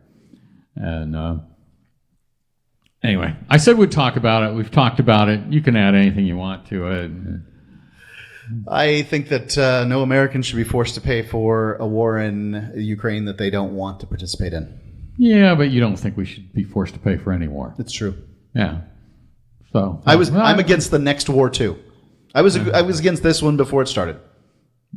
And you're consistent. If I pick up here on this topic, we'll go on all the way to the end of the segment. And we've got other important things to do that we can at least touch on. I'm not even going to bother talking about naked attraction although there's some really good stuff in here. Never mind. Forget what I just said. Daryl Olson is the executive producer of the show. And let's see. The second Olson on the show today. Oh, okay. Oh, the other one. Well, this was, what did I say, Darren? Daryl. Yeah. Daryl. Yeah. But we had a David, is that right? That's correct. Yeah. How could I forget that? Anyway, it goes on, it's on. Let's see. A few questions here. Are Americans more or less prudish than you expected? What's happening in the States is like the UK 7 or 8 years ago. I can't believe this on screen. And then finally this is quite amazing. Celebrity. Oh, have you thought about doing a celebrity version of the show? We would love to do a celebrity version. If you can round up enough celebrities, that would be a great way to launch a U.S. season. It sure would be, but I tend to think that celebrities are not foolish. That they're only the several celebrities that you want to see naked the least would their agents allow them to go on. Let me ask this. Can a show where people are judging, dismissing others based on the most superficial of things like their genitals? Well, actually, your genitals are not superficial because less that are superficial. Hardly anybody gets to see them so lightly. I disagree. What this proves, every person is different, and not just facially. We've all got different genitals. We've all got different big toes. Well, there's so much material here. I can't. I am unsurprised that what is called Naked Attraction. I'm unsurprised that this show does well because everybody likes nudity. They're interested in it. Whether they want to be mad about it or whether they want to look at it, whatever the situation is, they are attracted to nudity. However, I'm with the premise here that this is a pretty terrible way to pick a life mate. If you're picking a life mate based on genitals, then better choices. Knees and elbows and things like that. Fine, those too, all those things. One of the questions here, and I won't try and read it directly, is they're saying do the men do anything to present that part of their body a little more favorably? Oh, yeah. And he goes, well, I don't know, because they're hidden until it gets that high. By the way, as if you didn't listen last week, they start with the feet and they reveal more and more of the person until they get to the face. And then when they get down to the last two contestants, who the woman, or it could be the reversal on the sexes, has to get naked too before she picks the winner. But he goes, I don't know what's happening because it's hidden, so they may be. Does the winner when the woman, in this case, let's use women. So there's 4 guys that are being trotted out naked. There's one woman clothed that is picking between them. She has to get naked before she picks, but can she be rejected based on... There's 6 contestants, so after 4 are eliminated, she has to get naked. Okay. And then is she possibly eliminated too? Is this superficial in both directions? Well, I imagine you could say, I don't want to go out with that person. I see. I almost said something very unkind. That's unlike me. Unkindness in this show seems to go hand in hand. They're skipping down the primrose path. Unkindness in this show. Yeah, the whole show is based on getting judgy. At least anxiety. Yeah. By the way, I would lose. We probably, Mark, I don't want to be unkind. But you have to get past the producers. Right. So there is a whole filtering process here. I suspect lots of people would lose, and they lose before they ever get to the show. Right. All right. So, let's go with the last story here. I think this one is one we can all relate to. Gay sex between animals evolved for a very important reason. What is that reason? Sex between same-sex couples has been reported. This is really quite interesting. And we've got about 5 minutes to deal with They it. must be labeling sex as a very broad term.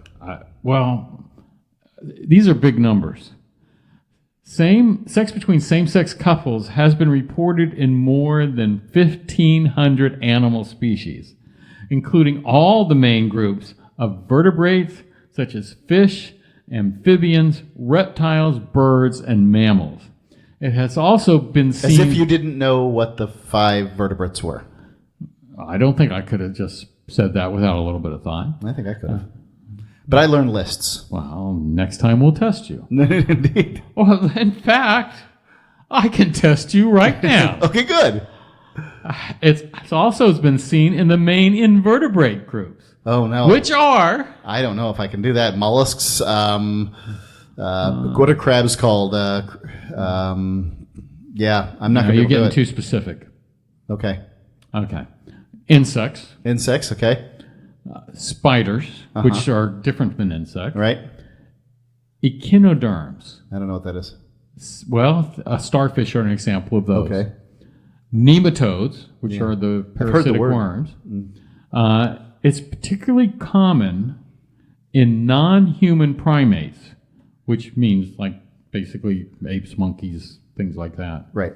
It also includes lemurs. Lemurs, yeah.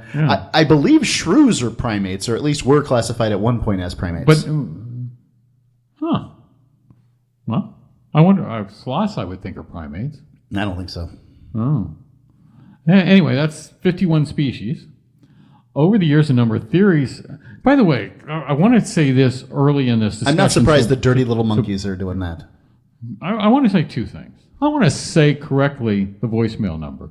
Any of this stuff that you want to comment on, 941-799-6033. And that's a symmetrical 6 on one side of the 0 to the left, and then 2 numbers that add to 6, 33. 941-799-6033. Don't be punching 99 in there at the end. I don't know where you get that stuff from. Years ago, and he's passed on now, but a very interesting man I had a chance to interview, full hour. Leonard Schlain, Schlain. He was a neurosurgeon, brain surgeon, and his hobby was anthropology.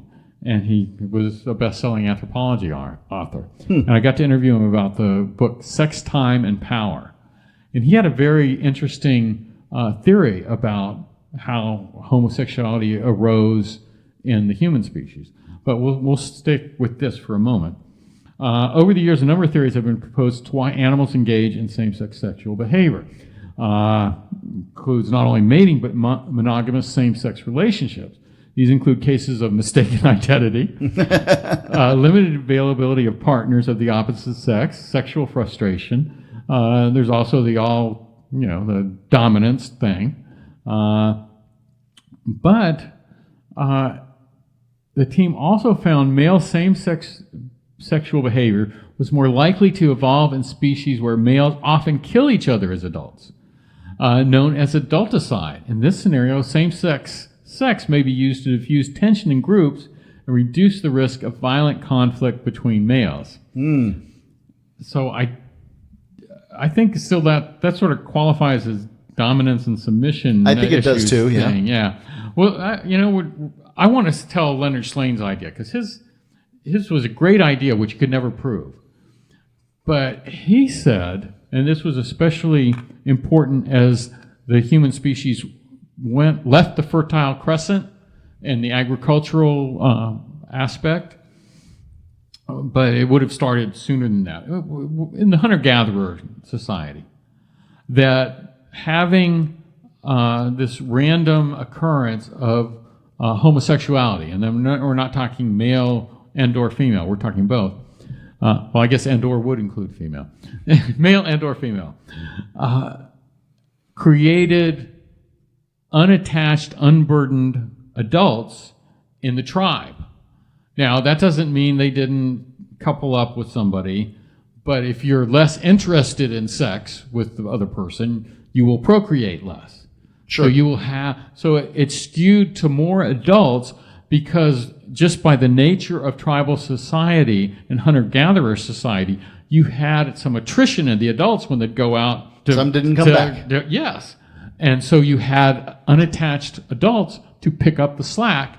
And so tribes or clans, or whatever you want to call them, I guess clan is smaller than tribe. Okay. The clan had a better chance of survival and procreating more. And I thought... Explain it to me why it is, because some people go out and they don't come back. Because there is a high mortality of adults. And someone had to take care of the kids. And if you had a surplus of adults, it made up for the mortality of other adults. So that way the kids of people that are now dead were picked up, they were picked up by non-mated adults rather than, same-sex mated adults. It would have to mean that the occurrence of homosexuality occurred in some kind of random pattern and not hereditary, because you wouldn't be creating other ones. Interestingly, twins are more likely to be homosexual. I don't know if that has to do with hereditary. Is that your personal experience, or? No. You can look it up on the interwebs. It's told to me by a gay guy, one of our former co-hosts, Dale Everett. I'm glad you attributed that. There's more to be. I wish Leonard Slane was still around, that we could talk to him. He had some other great theories too. Well, Mark, we've blown through most of these 3 hours talking about nothing like I originally planned, as I did the 35 pages of show prep. It's a good thing you did, though. Probably a good thing, and you've got a recording now of posterity for your grandkids and great grandkids of part of your life story. And, presuming Jack breeds. Oh, I think he can. I think the odds are, and he'll say, listen to Puffy's life story in his own words. So, well, we're wrapped up. We'll come up with some surprise for next week, and then back to our format in 2 weeks. You've been listening to Rains and Edge on the Free Talk Live Network. I'm Henry Rains. I'm Mark Edge.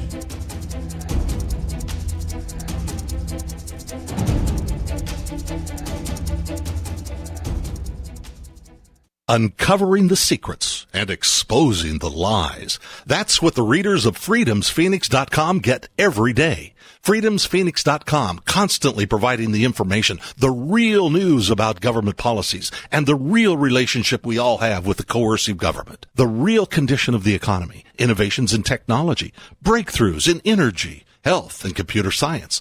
Learn the truth well before it's admitted to in the lamestream media. The corporate media, nothing more than distributors of government propaganda, but now there's an alternative. FreedomsPhoenix.com.